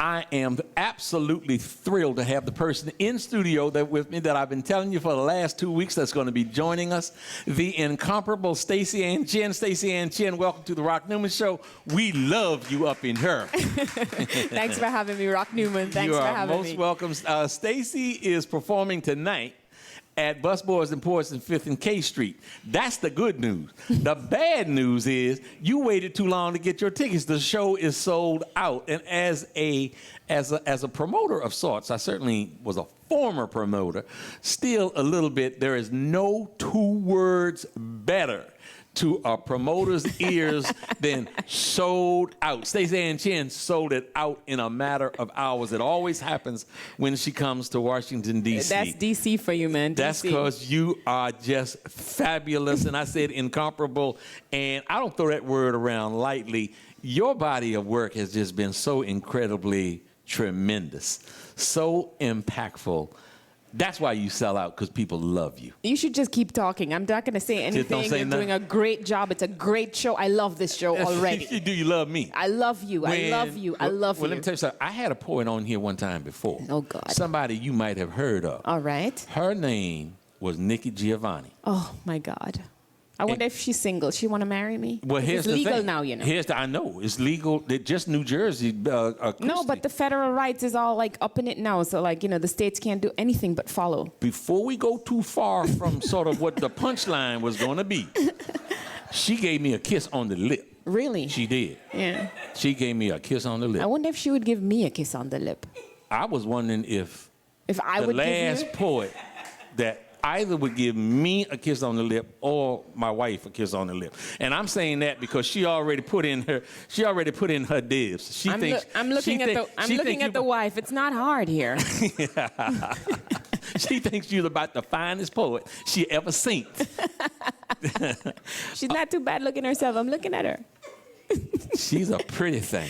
She's a very attractive woman. And, you know, I mean, did she kiss Nikki Giovanni on the mouth? You know what? We've been talking about that. All right. Mm-hmm. So, Stacey Ann Chin. Stacey Ann Chin. You know, oftentimes when my guests sit there, a part of what I try to share with them is that I'd like for my listening audience, for my viewing audience, to become not just aware of the work and all the good things you're known for, but who the person really is. And I saw something, I read something that I thought was so fascinating, that the person that sits here today in all of her splendor and brilliance and beauty is a person that was born prematurely. Yes. Yes, I was born at 6 months or 6.5 months. You know, back in those days and in rural Jamaica, you didn't really have, you know, people counting the weeks and the months since pregnancy. So, yeah, I came a little early. I was a little small.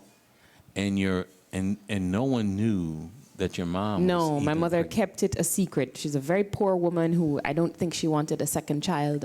She was very poor and didn't have resources for a family. And a second child on the way, and I don't think she wanted to be pregnant, and she didn't quite know how to figure out what to do about it. And so she just kind of kept it quiet, and she was a small woman, and the pregnancy didn't necessarily get large. And out popped Stacey Ann, Christmas morning, 1972, 40 years ago. A gift to the world on Christmas Day. Thank you, thank you. Tell me about growing up in Jamaica, your first memory, if I could take you back. My first memory, I mean, I wrote this memoir, so you have all these memories that you kind of conjured up and pulled from places. I think the earliest memory I have is the smell of my grandmother's hands. She's cooking, she's handling me, and her hands smell like onions and scallions and curried chicken, and you know, there's stew peas. I don't know, but it's just her hands cooking, and she's you know, she's she's an ample woman, you know, so I'm kind of like, I don't know, her hands on me. I think that's a very early, it's like a flash of memory, not necessarily an episode, but yes, I a understand. photo, a feeling, Yeah. a something that tells me where I begin, you know? Yes, yes, yes, yes. And so early childhood, go to school with regular kids, well- 5, 6, 7 years old? No, I think I started school at 2 because my brother started at 4, and there was a big scene on the steps of the school where I held on to his leg and was like biting and screaming like, "It's my brother! It's my brother!" And he, you know, so they had to let me stay. So I was at school at 2, kind of learning. So you was raised in hell early on. Well, I don't know if I was raising hell. I mean, you know, don't start nothing. Don't tell people no lies about me, Rock Newman. You know, I'm a very, like, you know. Don't start no S woman. So were you a troublemaker in school? A troublemaker. You say you use these words. Why you sound like the conservative right wing? Because I'm going somewhere. I'm going somewhere. Go with me. Troublemaker. I think that I always knew that things were, according to Howard Zinn, topsy-turvy. You know, Howard Zinn says, I begin with the notion that the world is topsy-turvy. And you trying to make you just help everybody get it straight. I know there's a whole bunch of people trying to get it straight. I just wasn't connected to them. So it looked like just me. Yeah. But there's a whole bunch of people trying to get the world right side up. You know, it's crazy, like the way that, you know, boys have to do this, girls have to do this, black people should be like this, white people should be like this. I think, you know, I think people should just, you know, let up a little bit, you know, loosen up on their tightness, so to speak. And at that early age, sort of the formative years, what was fun for Stacey Ann Chin? What do you look I back liked poking at the people who thought that there should be no argument about how things were. So I remember just kind of poking at people and asking them questions about the Bible. Like, why are there no Jamaicans in the Bible? Yeah. Why are no Jamaicans? And do angels wear brassieres? I don't know. I mean, like, these things... Especially if they got big breasts. You know, I mean, you know, I never knew if they had breasts because, you know, the pictures of them, you know... I don't know. They just had gowns, these big gowns on. And I was curious as to about what might be going on underneath the gowns. And the That was priceless. Let me tell you what a kindred spirit is. I'd be like, Ma, why are we going to this Catholic church and they talking Italian and we can't understand nothing that they saying? Why are we up in here genuflecting and getting up and down and a whole bit? So you know, sort of challenging. Yes, I think the whole story is contained in the fact that you say Italian. Yeah. You know what I'm saying? You loved poking fun at those folks. Yes, you know, just people who were very sure about the way things are, the way things were, and the way things should be. I would always ask questions, you know, like, I don't know, like, what makes this wrong and what makes that right? And, you know, how come nobody brought back any photos of God? I mean, how come we don't really have any real photos of him, just this kind of arbitrary drawing? Yeah. You know, I don't know. I mean, I would always ask those questions. Kindred spirit again. I'm telling you, I couldn't wait. I couldn't wait for you to get here. I read your stuff. I couldn't wait for you to get here. So in the afterlife, you and I might be on the same plane. We just might be because I asked sometime when I was about 7 years old. I had surgery. I had emergency surgery. My appendix sac burst. The toxins got into my bloodstream and blinded me. Jesus. And so I was like that for 2 or 3 days. Now I'm running around thinking it's cool. You know. So, but afterwards, I asked my father one day, I said, well, what makes that a tree? Suppose somebody said that tree was a popsicle. So how did that get defined? So when I became aware of you and that you were coming here and started reading some of your stuff, I couldn't wait for you to get here. I can't wait to take this break and come back so we can talk some more. On the Rock Newman Show with Stacey Ann Chin, the incomparable one. All right. How do you manage this?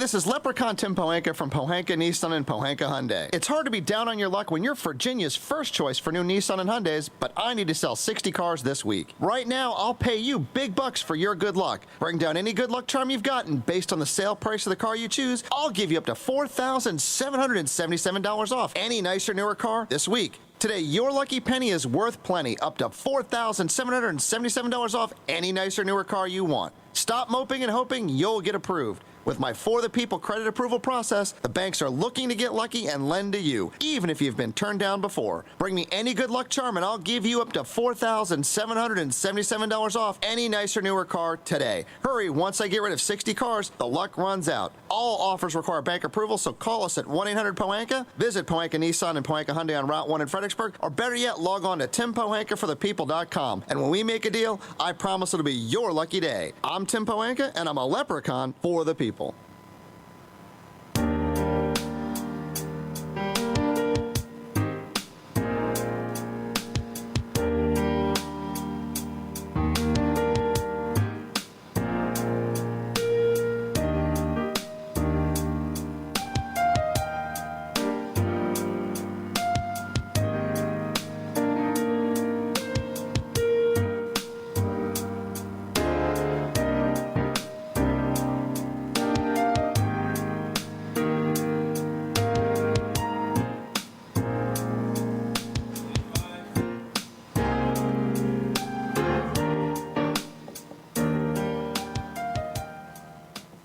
And now, the Rock Newman Show. Welcome back, folks, in studio with me, and I'm so happy that she is here. I was so looking forward to this, the incomparable Stacey Ann Chin. Stacey Ann Chin, first of all, we could do a 3-hour show and it would go by in 20 minutes. I do believe that might be true. That's like real. So much, so rich. Tell me about working with Def Poetry with Russell Simmons. You know, I had just come from Jamaica, young, barefoot, angry, I'd left Jamaica because it is illegal to be gay there, and I was, wanting to chase some women without people chasing me. Mm-hmm. Did you say it was illegal? It was illegal. It is illegal still. So sanctioned by the government. Yes, it is illegal. Against the law, and it's on the books. The international community has been pressuring Jamaica, and there have been some changes, but it's still very dangerous. And anyways, so I left that life. I came to the U.S., where I thought I would land into a meadow of lesbians in New York City. I don't know. Yeah. I imagined myself, kind of like flitting through the streets of New York and just kind of like, communing with lesbians. I don't know. But when I got there, I discovered racism. Wow. I was like, oh, Jesus. Tell me about that. I don't know. What was the first thing? Just stuff like being followed in the stores. Stuff like, you would say to someone, oh, can I see that? And they say, oh, it's $150, Yeah. So it's classism mixed with racism. Yeah. And also just looking at the terrain of New York, seeing who lived where, what sorts of foods were available to them in that neighborhood. Right. The transportation systems, just access, people, schools, just looking at it going like, my God, like all the people of color are under tremendous duress, like economic duress, whereas the people who seem to be doing well are largely white people. Yeah. I was like, oh, Jesus, this is an interesting change because, I imagined myself kind of like sliding into a community where I would be like lesbian and great and everybody would be fabulous and it's free, give us free in America. So when I discovered that problem of racism and, of course, classism in New York, I got very angry because I felt as if I had kind of left everything. I had picked up myself and moved to New York, and I was owed something like, good and a good life or whatever without all of this trauma. Right.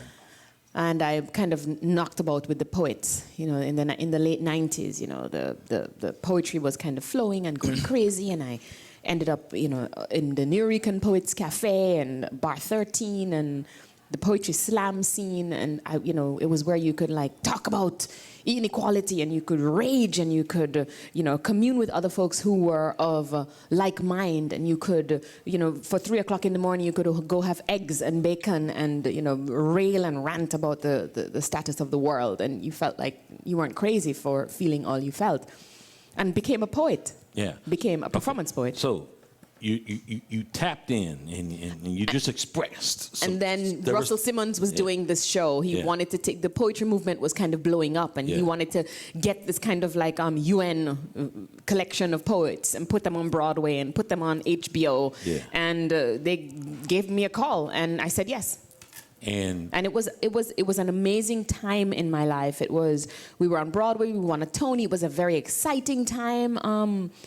You know, I think it kind of pushed me into being able to make a living, a real living. You know, people, you know, will invite me to speak, and I will come and speak, and I can make a living. And get paid for it. I mean, my rent is paid in New York, largely, you know, mostly. Yeah. You know, so I can eat, you know, and I can buy diapers for my kid.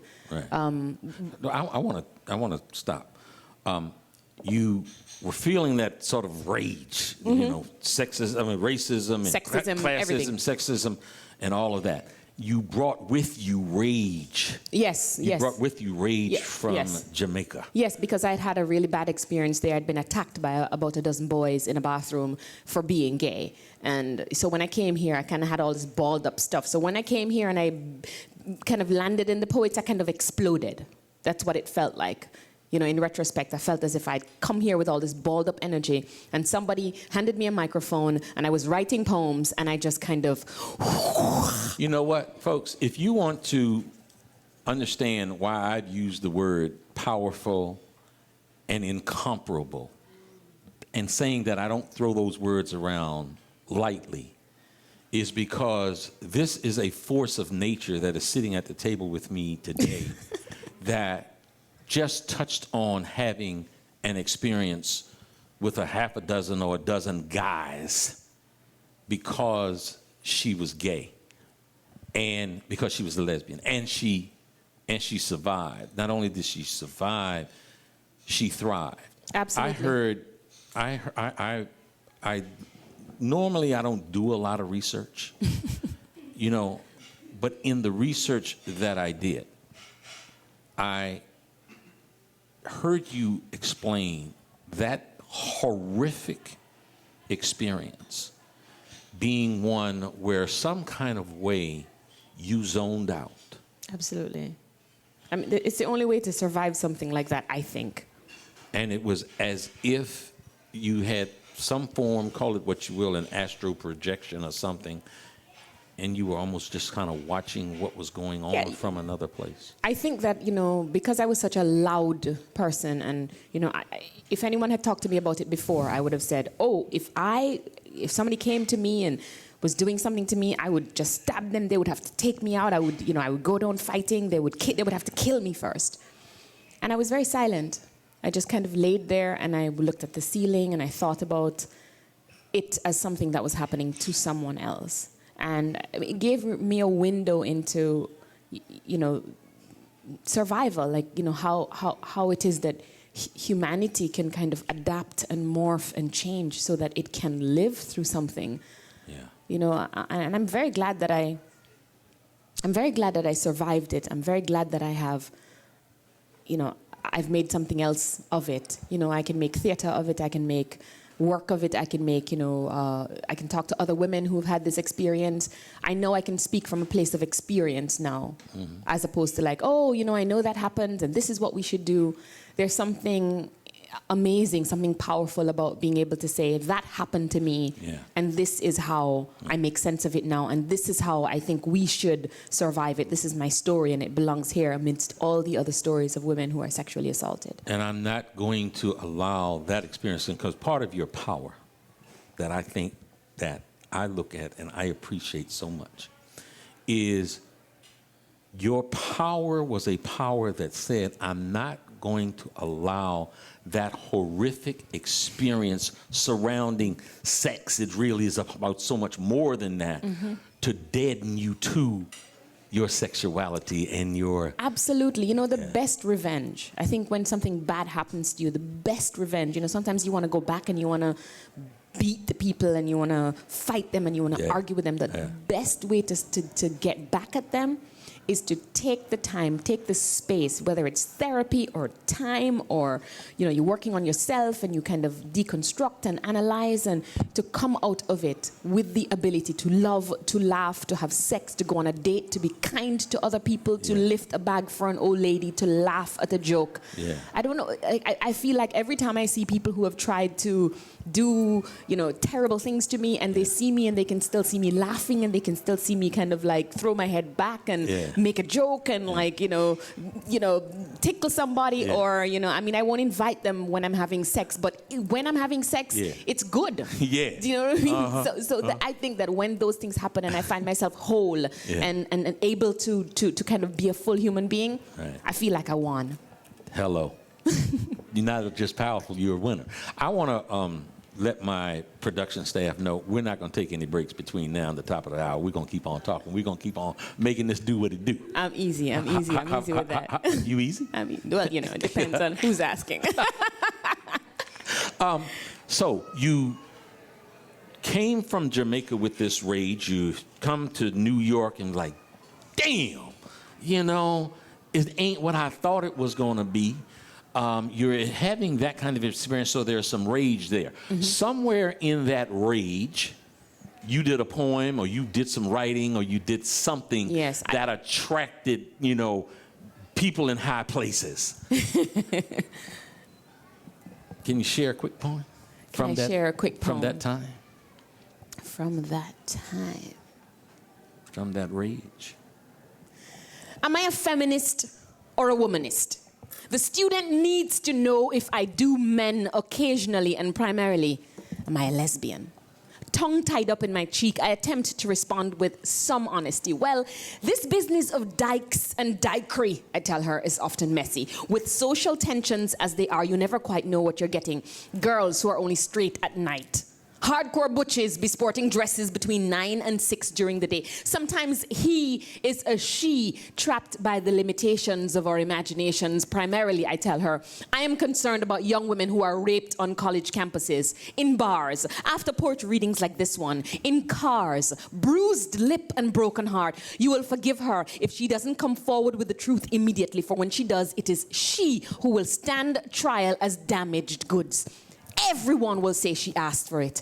Dressed as she was, she must have wanted it. The words will knock about in her head. Horny, bitch, slut, tease, harlot, loose woman. Some people cannot handle a woman on the loose. You know those women in silk ties and pinstripe shirts. Those women in blood red stiletto heels and short pink skirts. These women make New York City the most interesting place. And while we're on that subject of diversity, Asia is not one big race, and there is no such country called the islands, and no, I am not from there. There are 100 ways to slip between the cracks of our not so credible cultural assumptions about race and religion. Most people are surprised that my father is Chinese, like there's some kind of preconditioned look for the half-Chinese lesbian poet who used to be Catholic but now believes in dreams.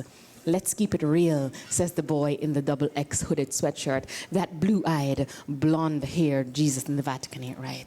I was Jewish, not white. Christ was a Middle Eastern Rastaman who ate grapes in the company of prostitutes and drank wine more than he drank water. Born of the Spirit, the disciples loved him in the flesh, but the discourse is not on those of us who clearly identify as gay or lesbian or straight. The state needs us to be a clear left or right. Those in the middle get caught in the cross. Fire away at the other side. If you're not for us, you must be against us. When people get scared enough, they pick a team. But be it for Buddha or Krishna or for Christ, I believe God is that place between belief and what you name it. I believe holy is what you do when there is nothing between your actions and your truth. The truth is, I'm afraid to draw black lines around me. I'm not always pale in the middle. I come in too many flavors for one single spoon. Never one thing or the other. Never one thing or the other. At night, I am everything I fear. Tears and sorrows, black windows and muffled screams. In the morning, I am all I ever wanted to be. Rain and laughter, bare footprints, invisible seams, always without breath, without definition. I claim every single dawn. For yesterday is simply what I was. And tomorrow, even that will be gone.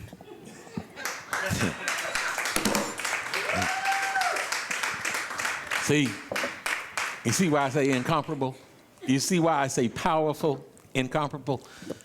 Can you and your wife come and live with me and just tell me that every day? You come live with us. Bring the baby.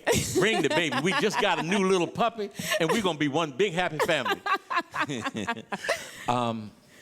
Tell us about The Other Side of Paradise. The Other Side of Paradise is a memoir of growing up.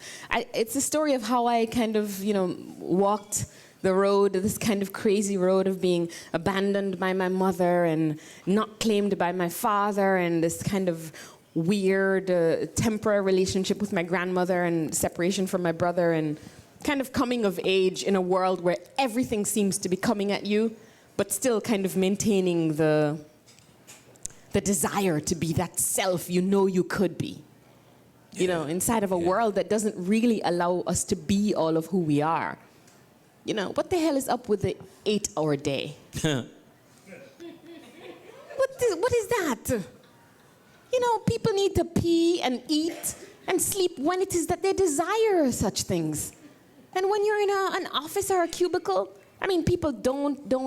I'm not telling the people to quit and go home because, rent has to be paid and everything. But the notion of this kind of odd 10 hours out of your day being given to one place, especially if it's a place you don't love, it's ridiculous. It's stupid. It's like anti-production. What will you say to your daughter in that regard?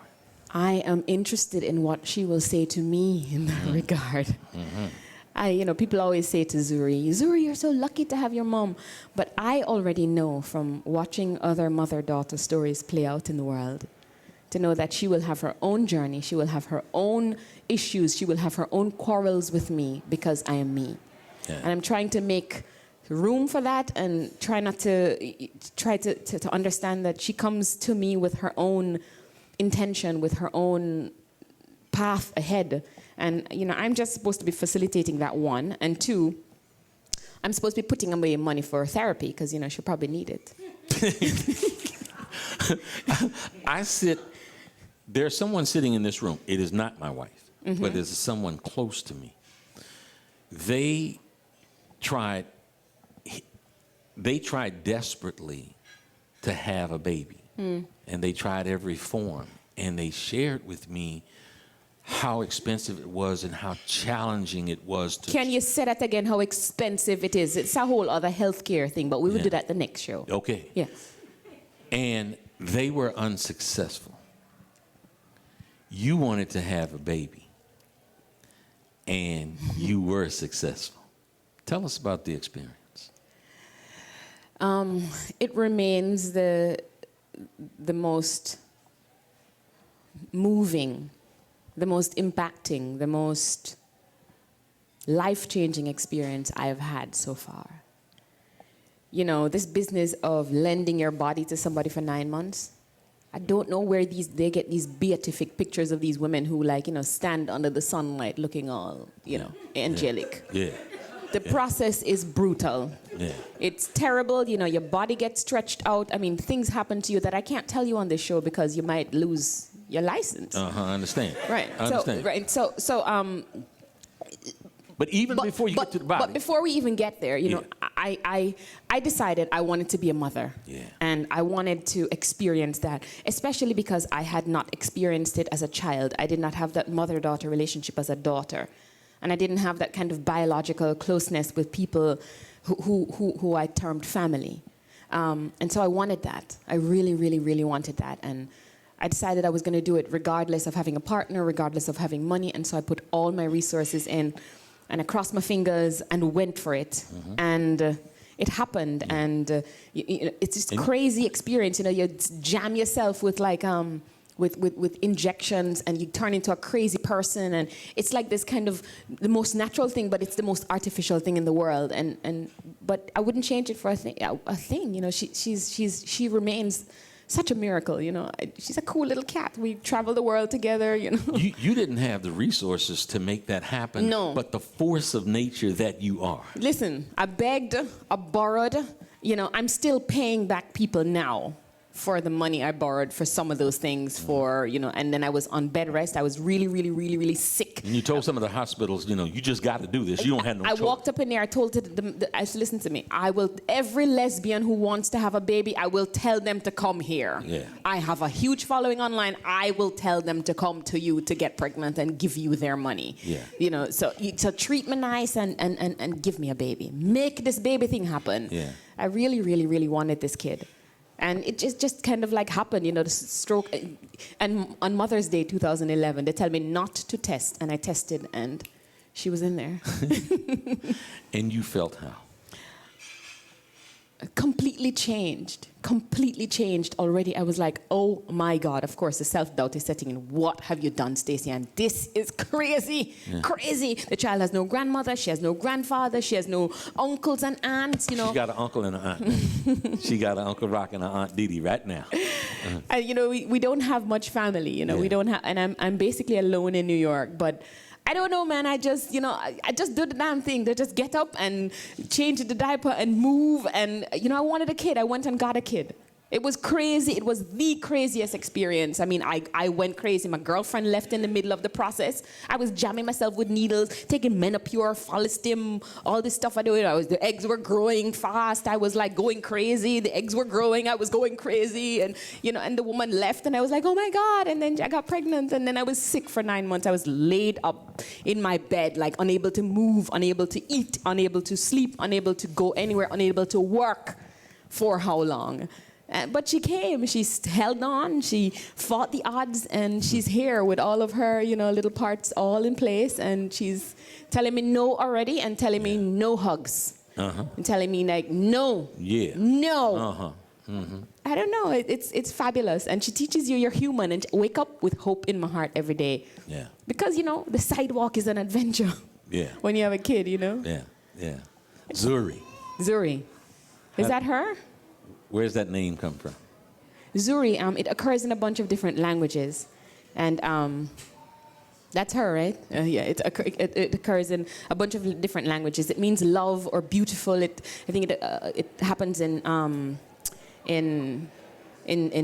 Japanese, in Zulu, in Swahili, and a bunch of different places. So. Let me see, this is live streaming, and this is the Rock Newman Show. And I happen to be in charge of this. So we can make a decision to say, bring Zuri up to her mommy. Yes, I'm about to breastfeed because it's a sure way. Come on, this is the Rock Newman Show, and we do it live on the Rock Newman Show. See? Quiet. Look at that. Look at that. Zuri, you are a beautiful baby. Put a breast in the mouth and it's fine. You should breastfeed. It's the best thing. I do.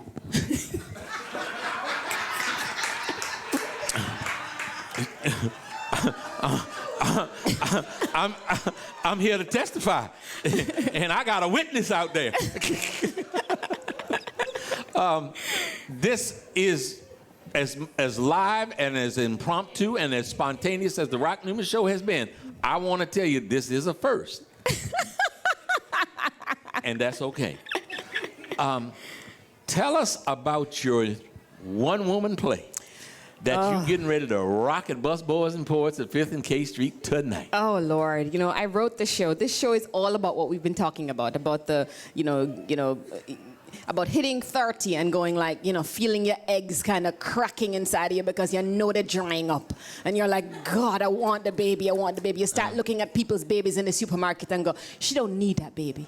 She don't, if I take this baby, you think the cops going to find me? This is the kind of thing you're looking at. And as a lesbian, I'm looking at men going, he's got a really nice set of teeth. I wonder if he's opposed to giving me some sperm. Yeah, so those are the kind of thoughts you're running through your head, and you're like going crazy. You're like, I want to have a baby. You have any interest in what kind of thoughts are running through my head right now? If you want to talk to me, I'm only breastfeeding. I'm looking at that baby and wishing I was a baby. It's like when I just found out that I was a lesbian, I used to look at the women in my class chewing on pencils and thinking, I wish I was a pencil. You are extraordinarily open with your sexuality. Yes. I mean, how you going to close it up? How the thing don't work if you close it up. Yeah. And you're not only are you open, you're public. Yes. Yes, You write on your... You know, my mother, when I was young, and all the stories I heard about her, she was a compulsive liar and she was extremely private. So when I was about 16 or 17 years old, I was like, you know what, that is not going to work out for me. Yeah. So I decided to become extremely candid and extremely public. So, you know, maybe I'm a textbook case. I'm just resisting my mother. Resisting and rebelling? Resisting and rebelling, you know, I mean... I'm going to do it till I'm dead, man. So tell us,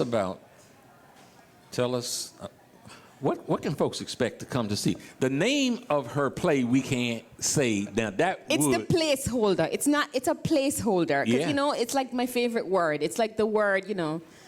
The first part of it is mother. The second part of it rhymes with trucker. And that's the placeholder. That's the name of the play. Yeah. What are folks going to see when they come see you? They're going to see the story of, you know, of how I've walked this journey of finding family, creating family, and surviving, you know, this kind of crazy period of changing from being, you know, a lesbian in Brooklyn who, you know, would have sex, you know, sometimes in her apartment and now can't have sex in her apartment at all. Because she's got a kid and she's like, you know, ain't that a mother? Ain't that a mother trucker?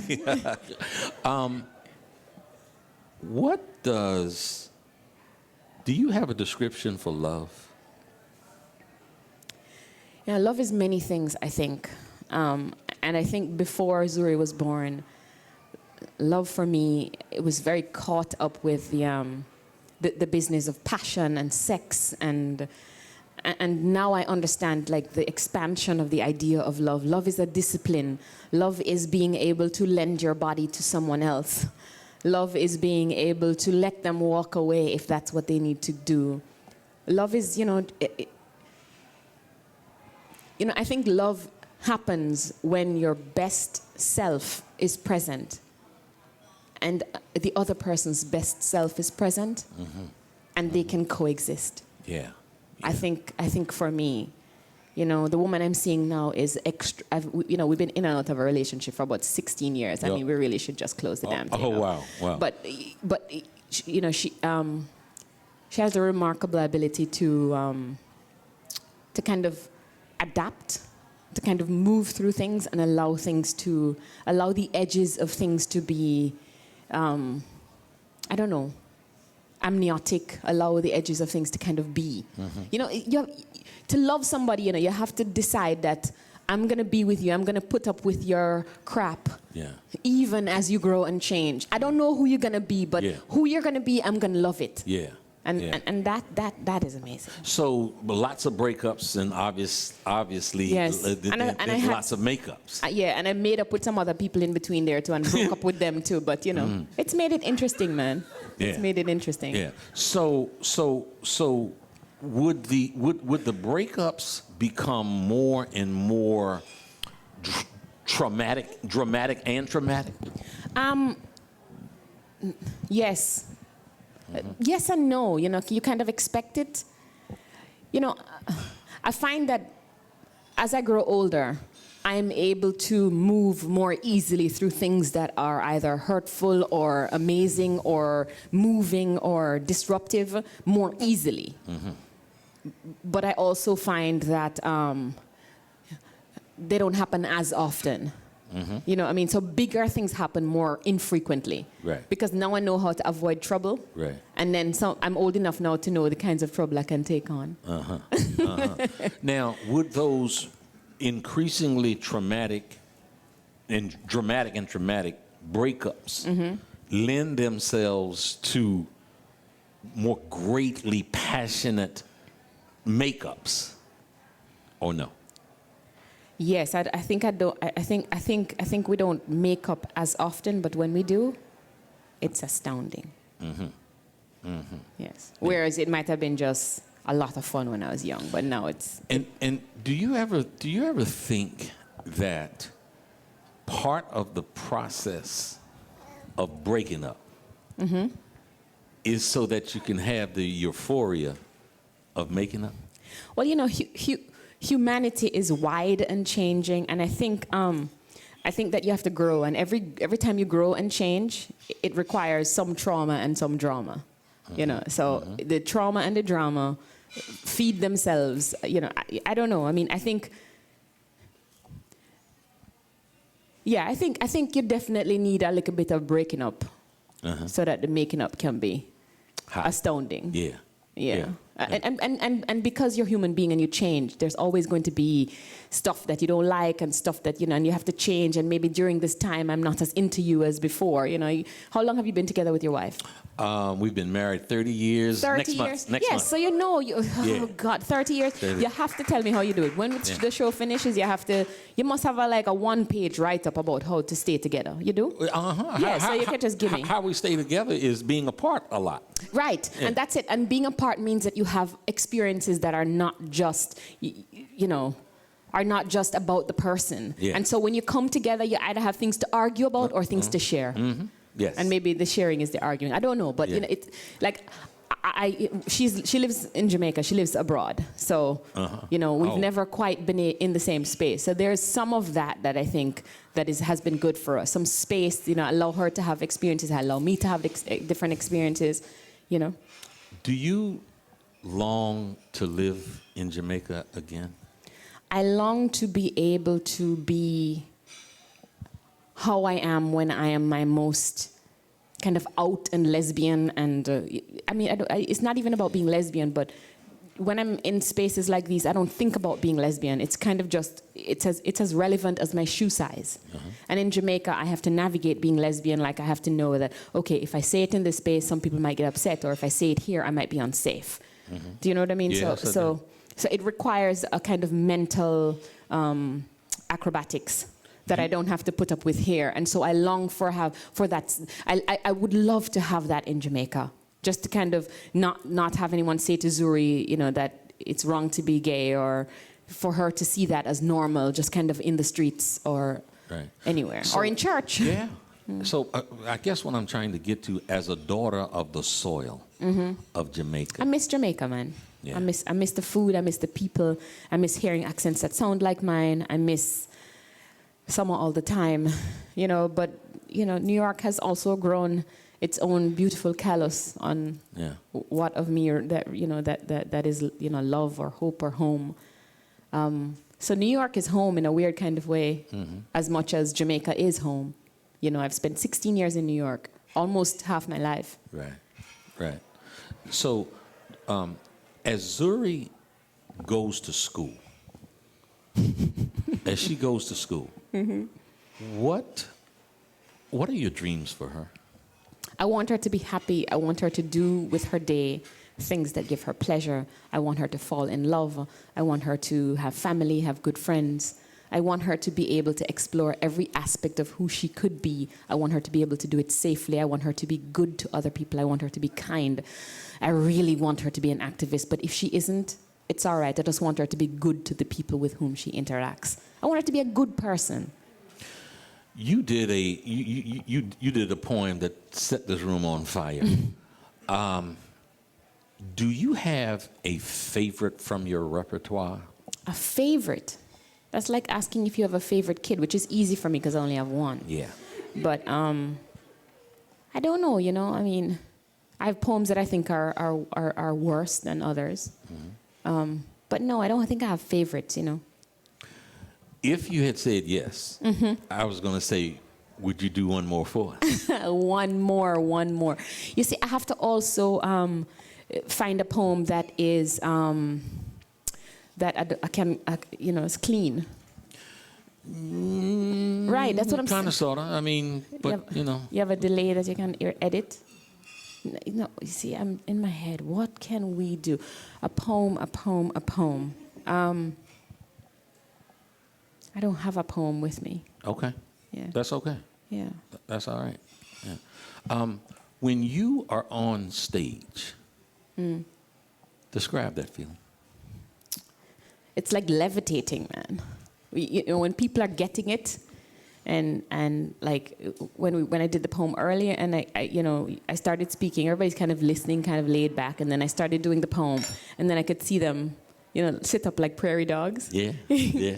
And I know that they're kind of engaged, and there's this kind of conversation happening because what they do with their faces, what they do with their hands, tells me that I am in conversation with them, that they're no longer like looking at their phones, or that something is happening, and it's a kind of, it's almost like making love, man.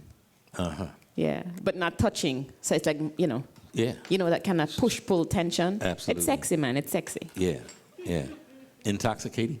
Yes, and definitely, the more it is that people are engaged in the performance, the more it feels like a kind of, intoxication. Mm-hmm. Yeah, but if I'm talking to people and they're not really responding, even if I'm doing a good job, it doesn't feel the same. So even if I'm doing a bad job and I'm making mistakes and coughing or forgetting words, and people are engaged, there's something. It's like theater, man. It's like live show. It's like, like I'm pushing something out there and they're pushing something back, and it's kind of like together out there in the stratosphere. And like when they leave and they write me on Facebook and be like, oh my God, I was thinking about blah blah blah blah blah. It's amazing.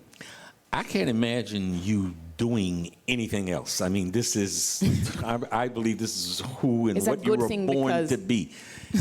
If you weren't doing what you're doing now, what would Stacey Ann Chin be doing? I think I'd be teaching. Really? Yes. Mm-hmm. I'd be teaching, which is probably something that I'm going to do. I mean, like next summer I teach at the new school, I think. Uh-huh. But I would be teaching, or, I don't know. I mean, I would try something new, like, I don't know, like being an electrician, Mm-hmm. Be like all like sexy lesbian with like a tool belt, you know what I mean? Uh-huh, yeah. You like climb stairs and like hammer things and like. Now, would you have pants on when you climb the stairs, or short skirt on? I would switch it up. Uh-huh. I would be like pants today. Yeah. Short skirt tomorrow. Mm-hmm. Or I would do like a short skirt and a button down with a tie. What? Come on. Uh-huh. Sexy. Plug it up. Plug it up. Electricity! Hi, Zuri. Say hi. Zuri, ain't nothing happening. I'm not getting paid. I ain't doing that. I'm not even doing that. We are mortal beings. Mm. What you're saying is we're going to all die. We're going to get up. Right. We're going to check out. Right. We're going to check out. Mm-hmm. How do you want to be remembered? As a person who made the world better. Like I didn't make it worse. Mm-hmm. Like what I brought made the world better. The ideas that I expounded made people's lives better. And, on a closer, smaller circle, like the people with whom I interacted closely felt as if, I was good to them, they were good to me, and so we were engaged in something beautiful. Yeah. So people are, people in the world are so unkind to each other. Yes. So, I mean, I really value kindness, Yeah. There you go. That's right. Zuri, what? It's your turn. Do you want to sing something? Drop dead gorgeous. Sing. Well, not now. All right. Okay. What was it that caused you to be a poet? How do you answer that? Or can you? I came from a place where stories were told. Uh-huh. And stories were told in fine dramatic style. If you ask my grandmother, like, Grandma, do you remember what exact day I was born? She'd be like, well, I think your brother was born on a Tuesday. And he was born when it was raining. Uh-huh. And 2 hours later, we're still sitting here, Right. So I think that's a Southern tradition as well. Uh-huh. I think that I come from storytellers, and then I became a lover of words. Uh-huh. And what in the world tells a story better with really good wording than poetry? Nothing. I love you. I love you too, Rock Newman. Big love, and big gratitude for having me on. Thank I you had such so a much. good time. Thank you so much, and I look forward to when we can do it again. Absolutely. You too, Zuri. Say bye. We love you too. Mwah. Say bye. She ain't having it. Folks, thank you so much. This wraps up today's September 28th version of the Rock Newman Show. I wish I would be seeing all of you, but so many of you waited too long to get tickets to the sold-out Stacey Ann Chin show tonight. I will have our face in the place, and we'll see you next week. Same time, same place, Rock Newman Show. Listen up tonight. Tell your friends if you missed some of this. WEAC Radio 1480 AM broadcast tonight from 6 to 9. God bless you until I see you again next Saturday morning right here, Langston Hughes Room at Busboys and Poets. Signing off.